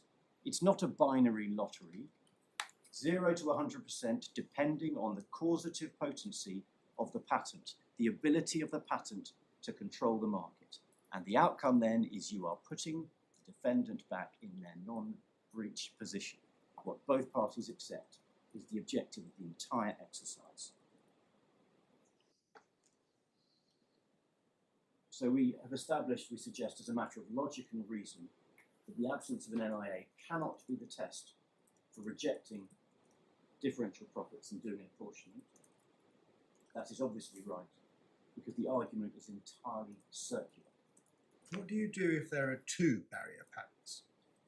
It's And both patentees claim an account of profits?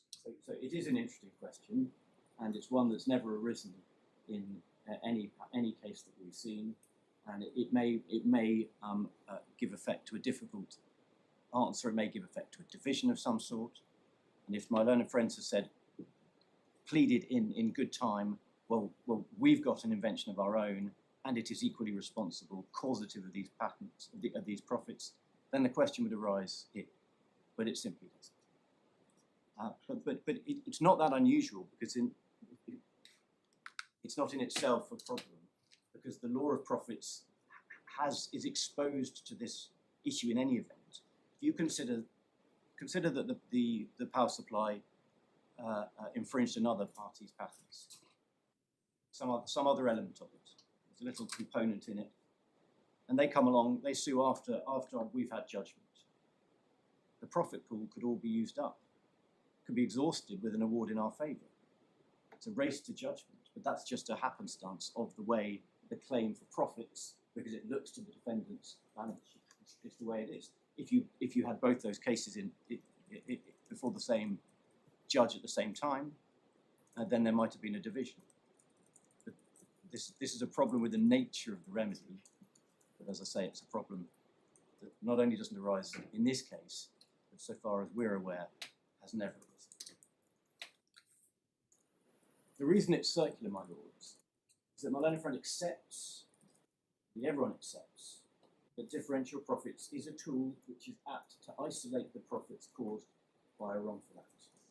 The judge deployed the tool, it yielded an answer, 100% of the profits were so caused.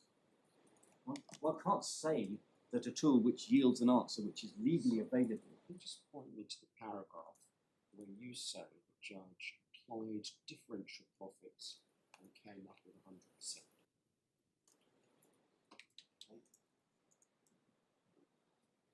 Yeah, well, so I think it was so he so you You're to point me to a paragraph. yes, Where indeed. the judge does that. Yes, so I'm not conscious the judge did that. And So- Mr. Purvis's position was he didn't do that. that he didn't do differential profits. Indeed. So He stopped at stage 2 in the 3-stage test. Is there a non-NIA which helps? Yes. So no, there isn't. So just so I can understand my lord's question, I pointed you to the paragraph where he says you've always got to do it. My question, I Yes. repeat it, can you point me to the paragraph where you say the judge applied differential profits and came up with 100%? Yes. So that starts with the passage I've referred to. I think it's 325, where he says you've always got to do differential profits.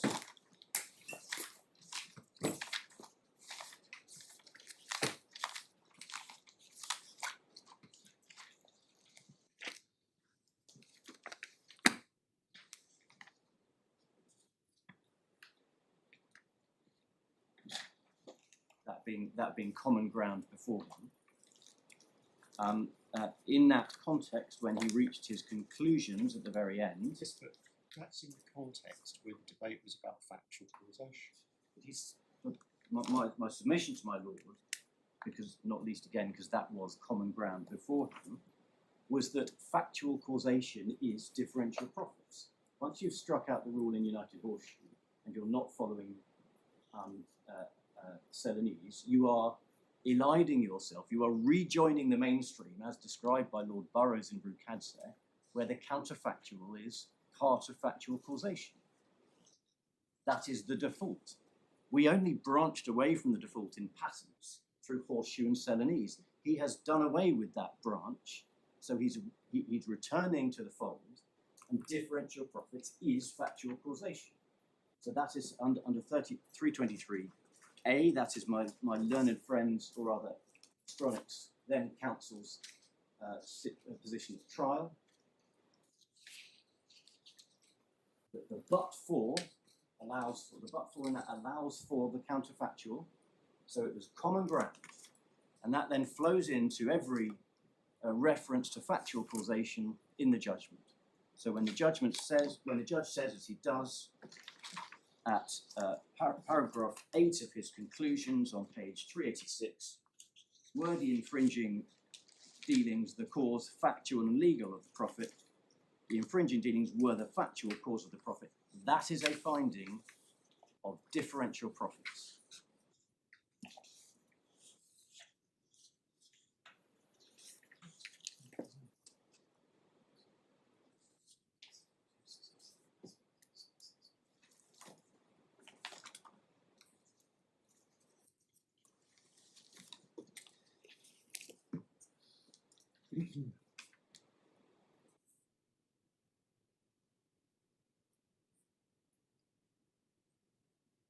And yes, can I just take you then also to make that absolutely clear? 326, but for or factual causation, it was common ground that the differential profits approach requires the court to decide whether the infringement caused the defendants to make or earn the relevant products. Common ground that the court should address this question by asking whether the defendants would have made the profits which they did, but for the infringement. Defendants submitted this was inherently counterfactual, involved constructing a hypothetical in which the infringer did not breach the relevant duty, but replacing that conduct with conduct in which it would have infringed if it had behaved lawfully, the conduct in which it would have infringed. I do not understand Lufthansa to dissent from that proposition, but in case there is any doubt, I accept. I will refer to this requirement as factual causation. So it couldn't be clearer that the subsequent references in the judgment to factual causation are synonymous with differential profits.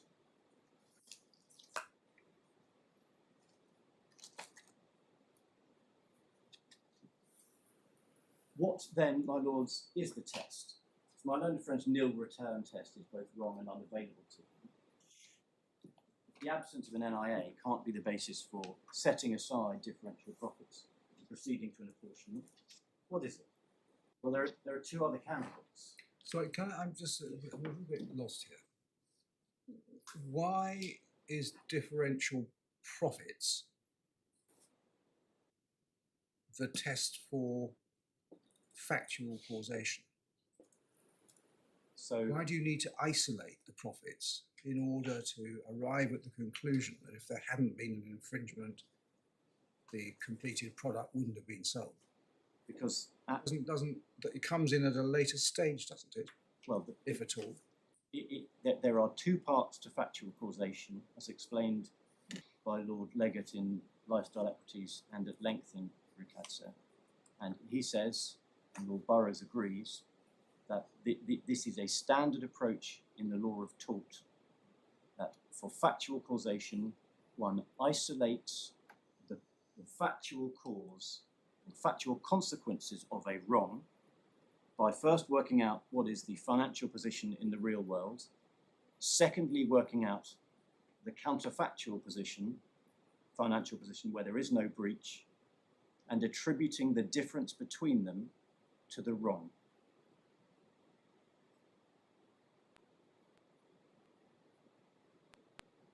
And all that's happened is that was always the position in tort.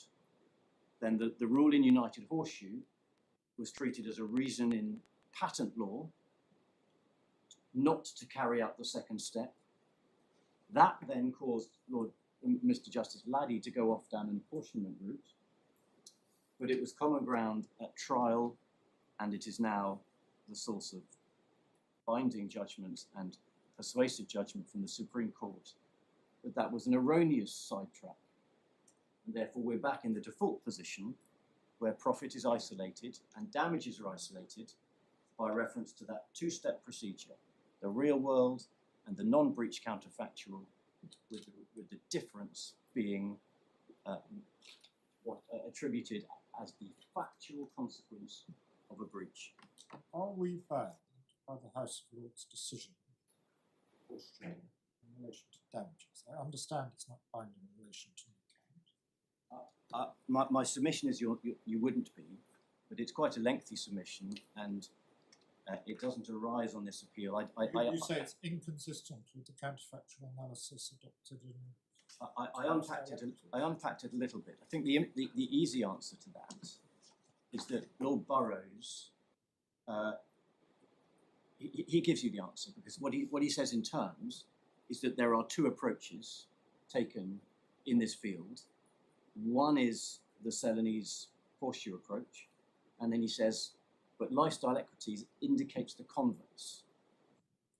But of course, lifestyle equities. Burroughs was in the minority and didn't purport to be overruling United Horseshoe. My lord's absolutely right. What he was saying is that there are two distinct routes. So there are two parts to this. He says there are two distinct approaches, he says you've got Celanese, and I interpolate horseshoe on one route, and you've got lifestyle equities on the other. Now that is not a dissenting judgment, but it is a minority judgment concurring. But you also get it from lifestyle equities, where that is a binding judgment of the Supreme Court about the approach to account of profits in IP cases, and it sets out in terms the reasons I've explained that differential profits is appropriate. It doesn't allow for an alternative, it doesn't rule out an alternative, but it does establish that the default position in tort, in considering profits and tortious wrongs, is to consider the counterfactual non-breach world and to award the differential.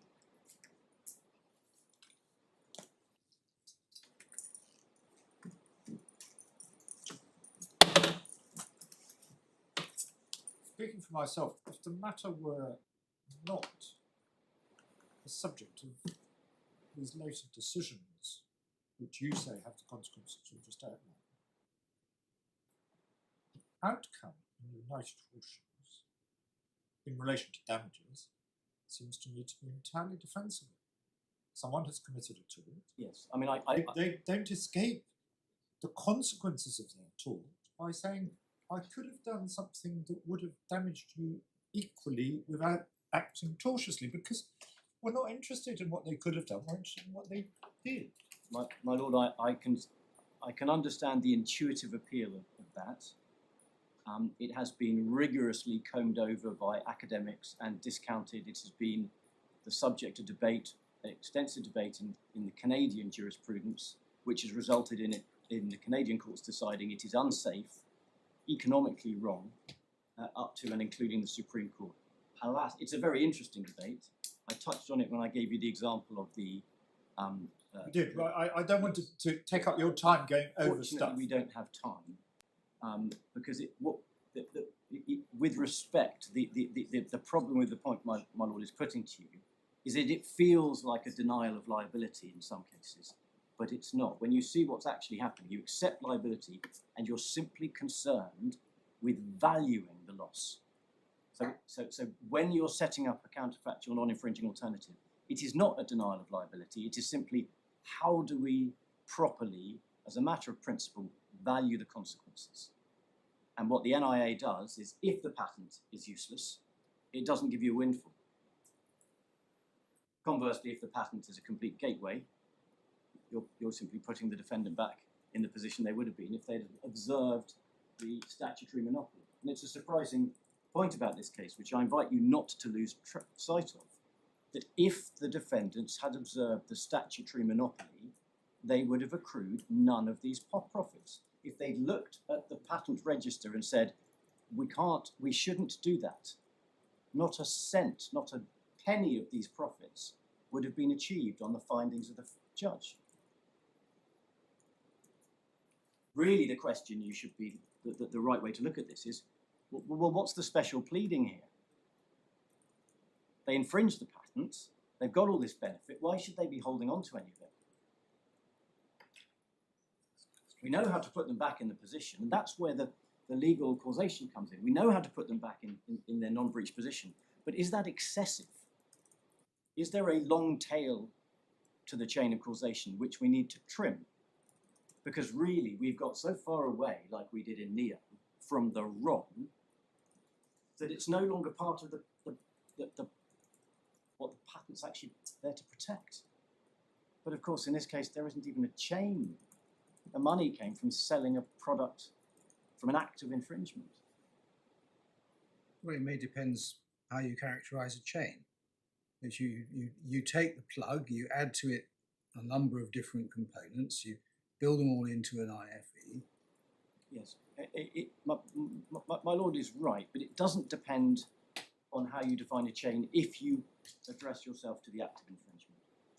There is no, if I'm right about that, then my submission is there's no room for getting a chain in there. But the solution again is the non-infringing alternative, which is why it's the solution to the whistle on the battleship.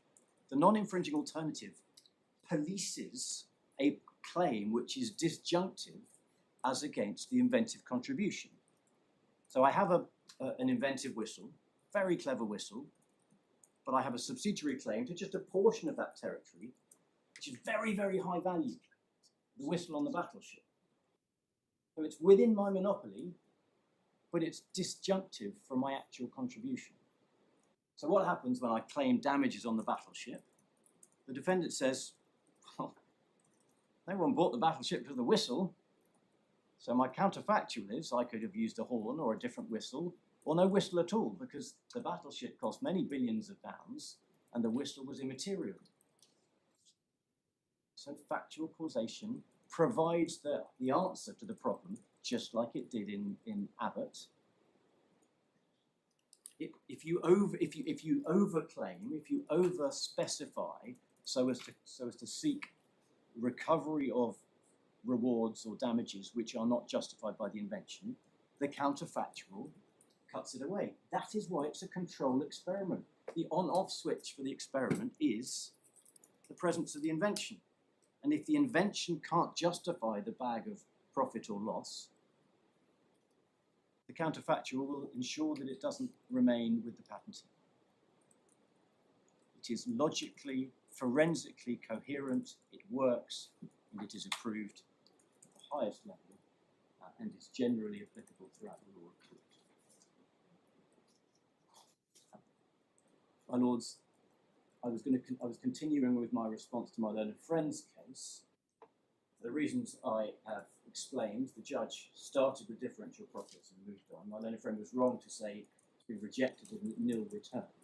But in any event, there has to be some justification for going towards the second step. What is the justification for doing an apportionment at all, given that 100% is a possible outcome? If you apportioned in Peter Pan or Dart and Decor, that wouldn't have been the outcome. So there has to be a decision point. What governs that decision point? There are two other candidates now that the nil return doesn't work. One is the driving the sale test, adopted by the judge by way of Abbott and Neo. So if you can't prove that the infringement drove the sale, you don't get all the profits.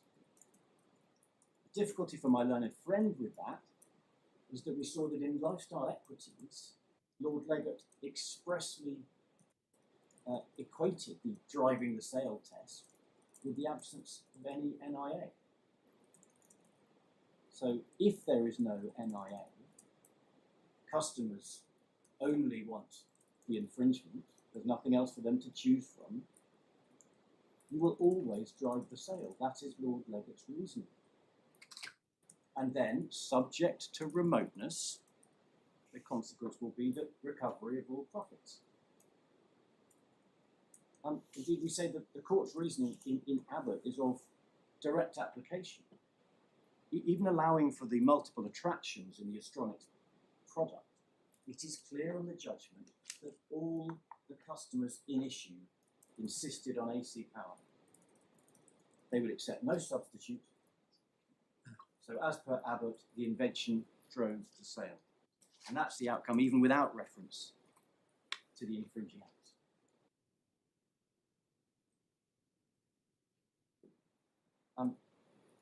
Moving on to legal causation apportionment.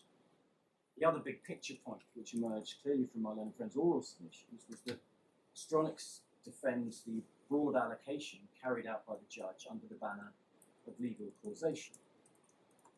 It is, we submit, abundantly clear that the judge himself did not take that view. As I've already explained by reference to the judgment, he stated in terms that none of the profits caused, none of the profits sought were legally caused by Astronics infringement.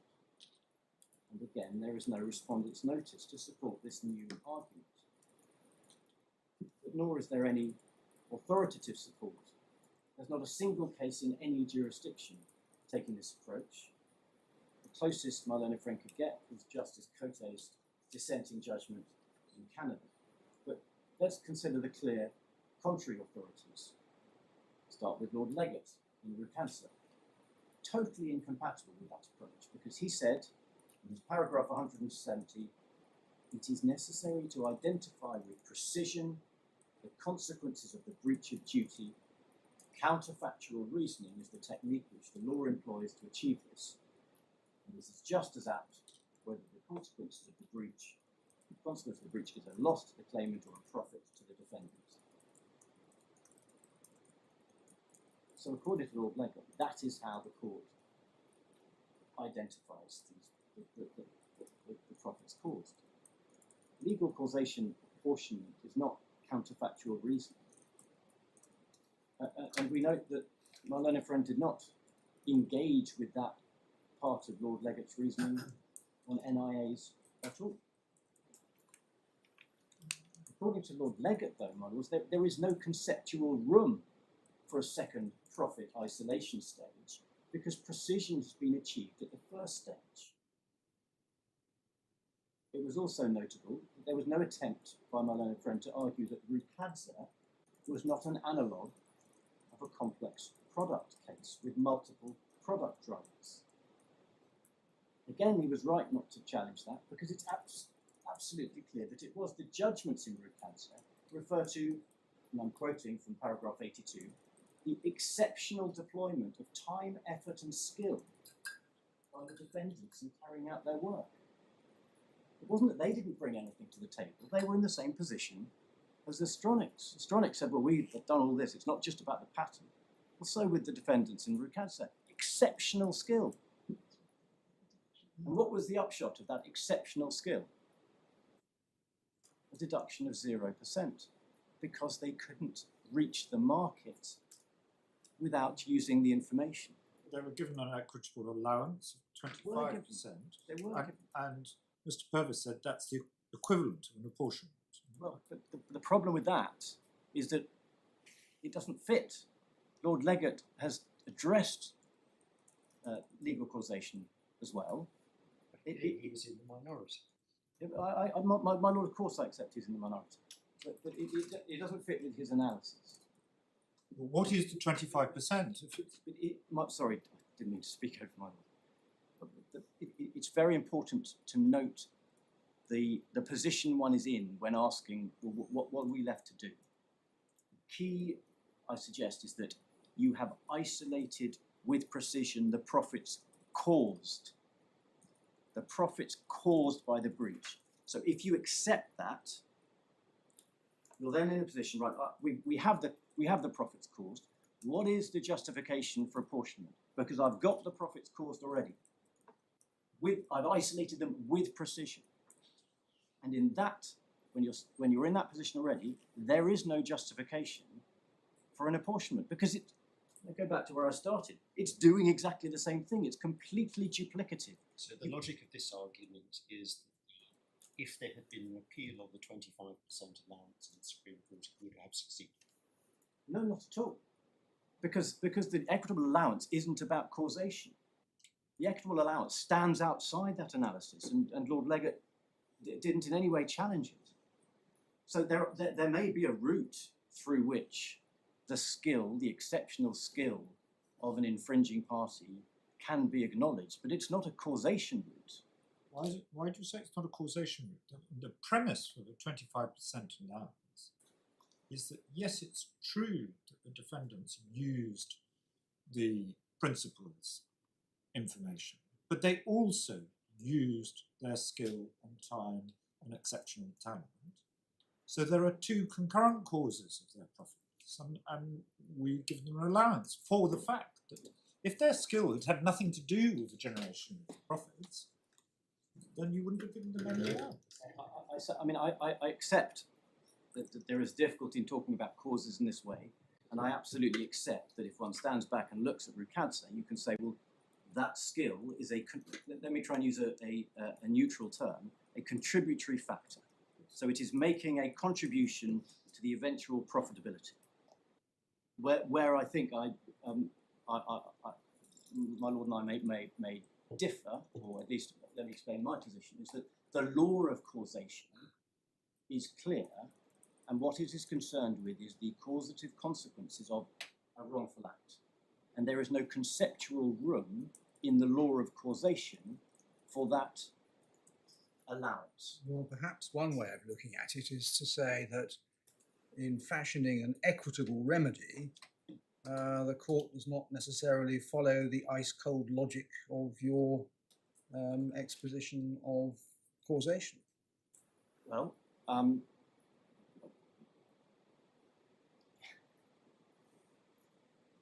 of course, my lords have to. This is an equitable remedy, and my lords will take their course in accordance with equitable principles. I'm addressing you on my position is on the law, and my submission is that the law does not allow for that room to manoeuvre. Your position is that in Rucansi, 100% of the profits were legally caused by the wrongful act.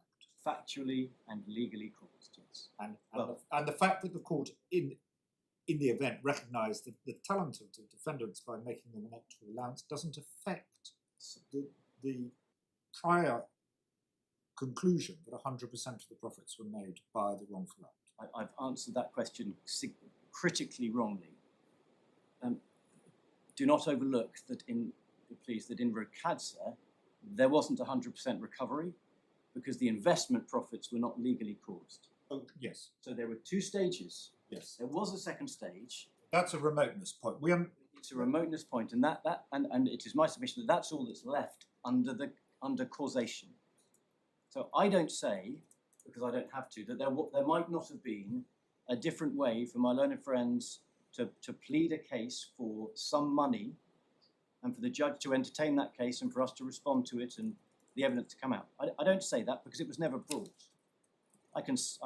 It might have been possible. I say no more than that. But to be clear, we challenge all the judges' reasoning on causation as well, as you've seen, because fundamentally he left out of any of his considerations the patent, which vitiates all that analysis under ground three. But as a matter of principle, I don't have to say, and I don't say, that an equitable allowance is inconceivable in a patent account of profits. I say this doesn't work under the law of causation, which is a linear matter. It is about following through the consequences of a wrongful act until they get too far. And it's very important that in Rukadza there was legal causation was not just a live consideration, it was upheld as a basis for reducing the profits.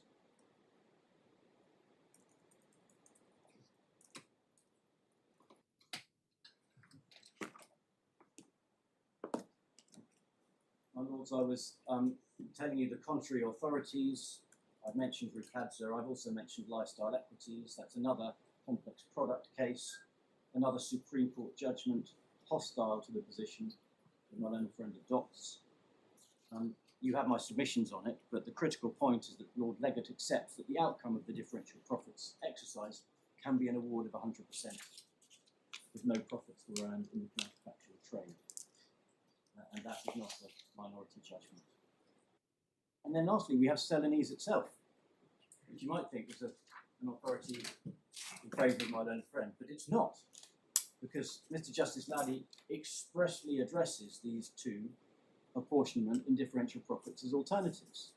Well, we've gone off down this route, and we've come to a conclusion, we've come to a valid answer under differential profits. It's 100%. There is no warrant for jumping the tracks just because the defendants don't like the answer. Retrospective regret because they were very enthusiastic about it at trial when the prospect of a $23,000 outcome was dangled in front of them.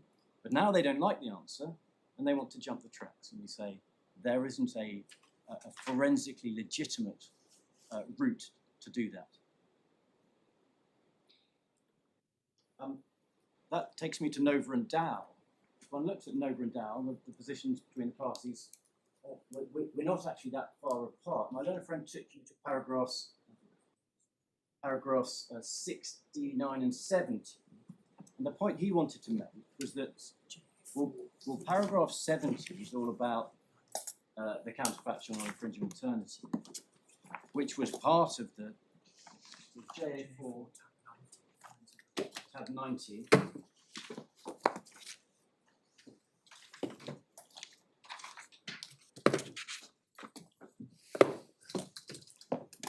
And his point was that even in Nova and Dow, that the absence of an NIA wasn't sufficient, that wasn't the sole factual basis, because he said, look at paragraph 69, and he said he read the first sentence. He said the reference judge found that customers only purchased Nova's infringing plastics because they contained the features captured by Dow's patent, i.e. Nova sold the unique patented thin and durable plastics covered by Dow's patent. What he didn't read, either of the times he went to it, was the next sentence. Dow's invention had created a distinct market, and Nova could only service that market because it sold infringing plastics. The full passage links the customer's demands to the gateway status of the patent. They are two sides of the same coin, and there is no distinction against the facts of our case. It is, I believe, common ground that Lufthansa's invention created a distinct market for AC passenger power, and common ground that Astronics could only service that market because it sold infringing power supplies.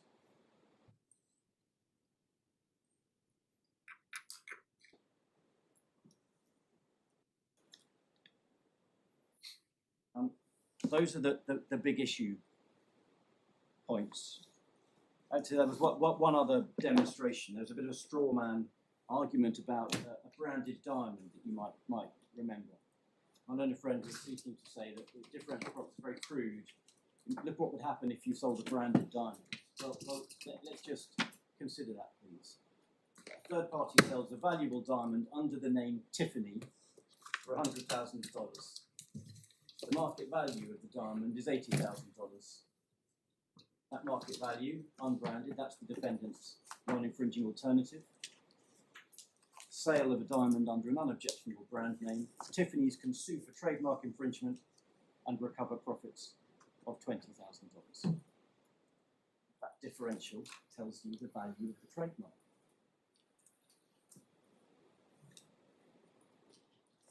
My lords, my learned friend took you to the PPD. This is a slightly drier point. We're now moving on from the big principles. He took you to the PPD, and the idea seemed to be to frighten you with the apparent complexity of circuit diagrams and technical language. It was, we were told, complex electronics, without any factual reference. My learned friend said, there's an awful lot going on here. But of course, the technical complexity of that arrangement was a question of fact. And there was evidence at trial about every one of the features my learned friend referred you to. Those features were over and under voltage monitoring, over current limiting, short circuit protection, galvanic isolation, thermal protection. Could you take the supplemental bundle, please? Go to tab 2.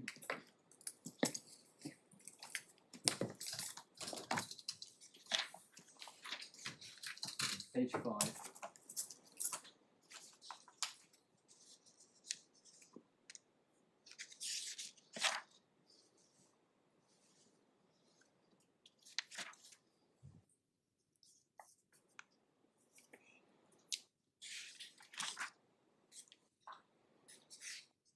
Starting at 108.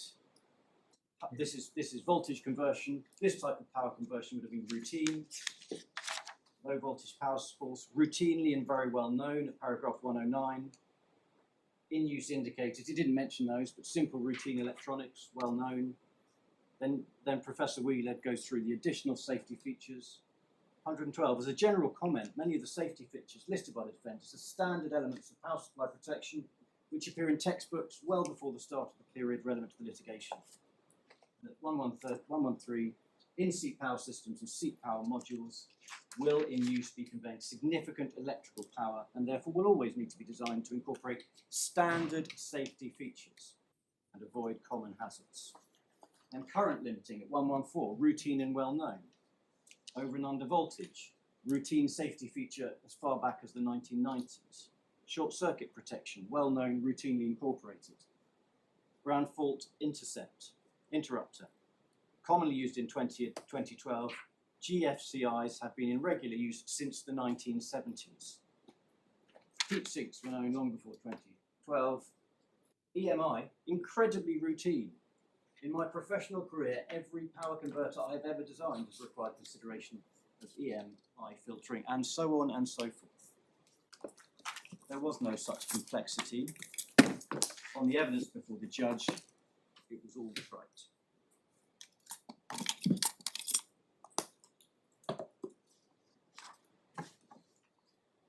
Paragraph 4675 of the judgment. This is Astronics. This is the judge's reasoning on Astronics and their power-only sales. There were a negligible number of any other sales involved by Astronics, and it is simply inapposite to refer to the market as it was applicable to IFE and the 78% and the 22% in reasoning in relation to Astronics. It doesn't work. It's a different market. The trade that we were claiming profits in respect of didn't flow through those channels. Kidd and Astronics, which is my last point. My learned friend relied on Kidd's problems with heat, overheating. That is, of course, a technical issue. It was open to Astronics to plead that dealing with heat dissipation was a technical challenge in respect to which they conceived of a valuable solution. To plead that in their section on technical non-essentiality and asserted as part of their case on causation that they did none of those things. Instead, they pleaded Kidd and Astronics as a commercial issue and relied on the sales differential as pointing to customers not being bothered about AC power. I explained with some care in my opening address why the judge's reasoning about relative sales was flawed as a matter of logic and inconsistent with his NIA findings, and I did not detect any challenge to my reasoning in my learned friend's response.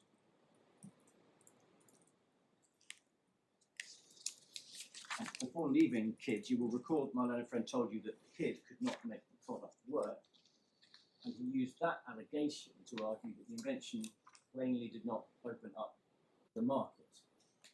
That submission conflates two different markets. Kidd's difficulties were in the integrated market, what the judge calls phase 2, as it's addressed in the judgment, but that, of course, is not the trade-in issue against Astronics. Kidd's struggles in the integrated market tell you nothing about whether the patent was the gateway to the power-only market. And it is common ground, because it's the unappealed finding at 387, that the invention was that gateway. Neither Kidd nor Astronics could operate without it. The answer to the Panasonic's IFE market is the one I gave you yesterday. Panasonic had a suite of products. They offered different power supply options. The AC product was the heaviest and most expensive, so it was only specified when the airlines insisted on it. In the words of Abbott, when they would not accept a non-infringing insert. They wanted the special one. I lied to you about that being the last point because I forgot I'd made some notes this morning on my laptop, for which I apologise.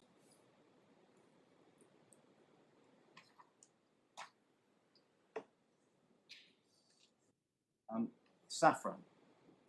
Position on Safran is very straightforward.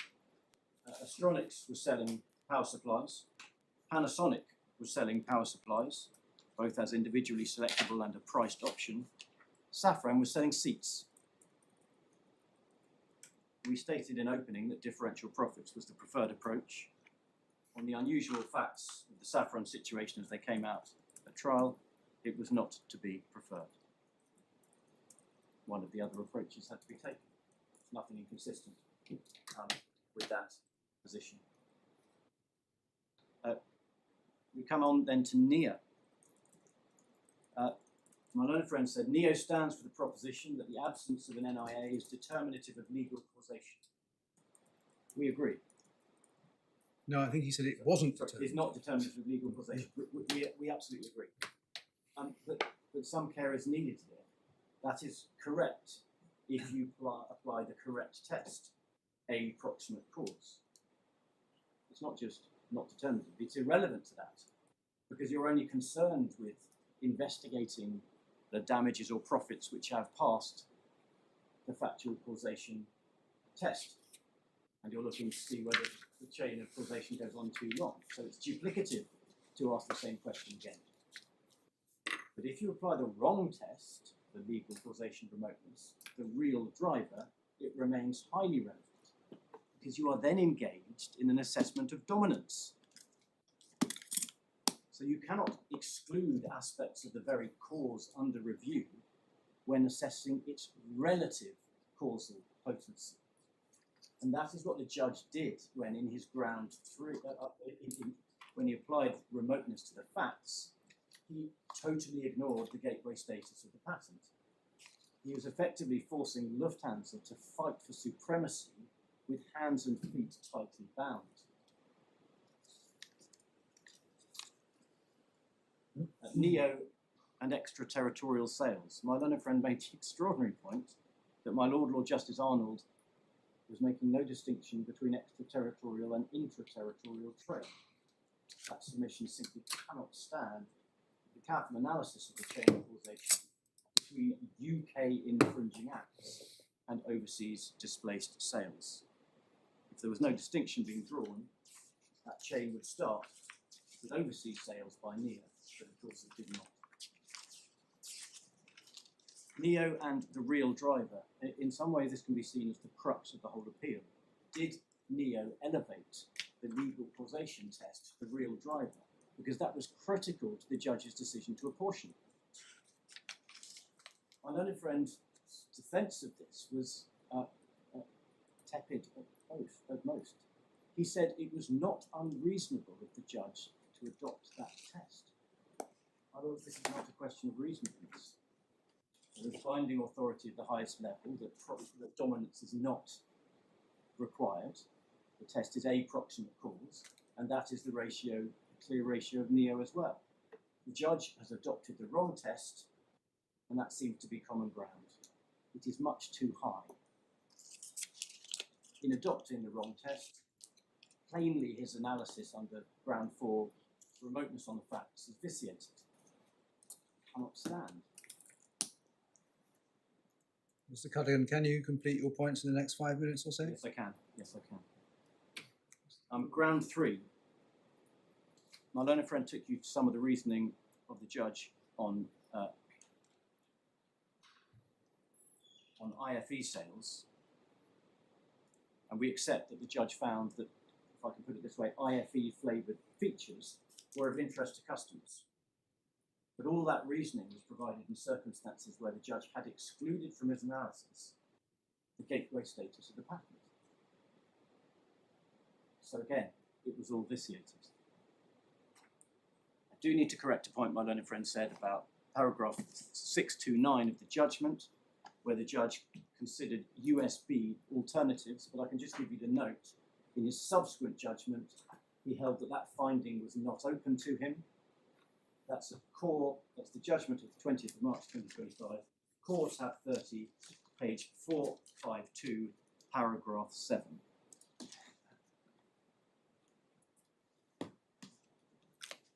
Lastly, the power management amendment. My learned friend said the point was about, and I quote, whether Astronics could rely on their own barrier patents. As I showed you when we went through the amendment application, that's far too narrow a view of what happened. It wasn't only about patents, it was about expanding the technical case for causation. Power management and other factors, safety, etc., had been pleaded for apportionment, but not causation, and the judge refused permission to port that case across. And in doing so, he referred expressly to the evidence which my learned friend now prays in aid as prejudice. He was not free to go back on that case as a matter of case management. Go back on that decision, excuse me, as a matter of case management. Lastly, on the power management patents, my Lord Justice Lewison had an exchange with my learned friend about Coca-Cola. The premise being, why does it matter whether there's a patent or not? And that is an illuminating example, we suggest. The Coca-Cola formulation is protected as secret, confidential information. It was published. The solution to Astronics' power management scheme was published because there were patents. So if they are not free to say that published solution is protected, which they're not, it's commonly available to everyone in the market. But if nobody actually used it during the relevant period, why does it matter? It matters because it's not logically available as a preferential profit driver. You can't say, Coca-Cola can say, we're making all these sales because our product tastes great and no one else can do it. But what Astronics can say, we've come up with a great solution and we've given it to the world. But nobody has in fact taken it up Well, during they the had period both- during the period in which we've been earning these profits. My lord, Kidd used the same solution. Everybody in the market used that solution. What they weren't allowed to say is that this drives any sales preferentially to us. That it's something that we have in our pocket, us alone. My lords, I'm grateful for the indulgence and allowing me to go over the time. I wonder if Right, that's 5 past 2. As a table.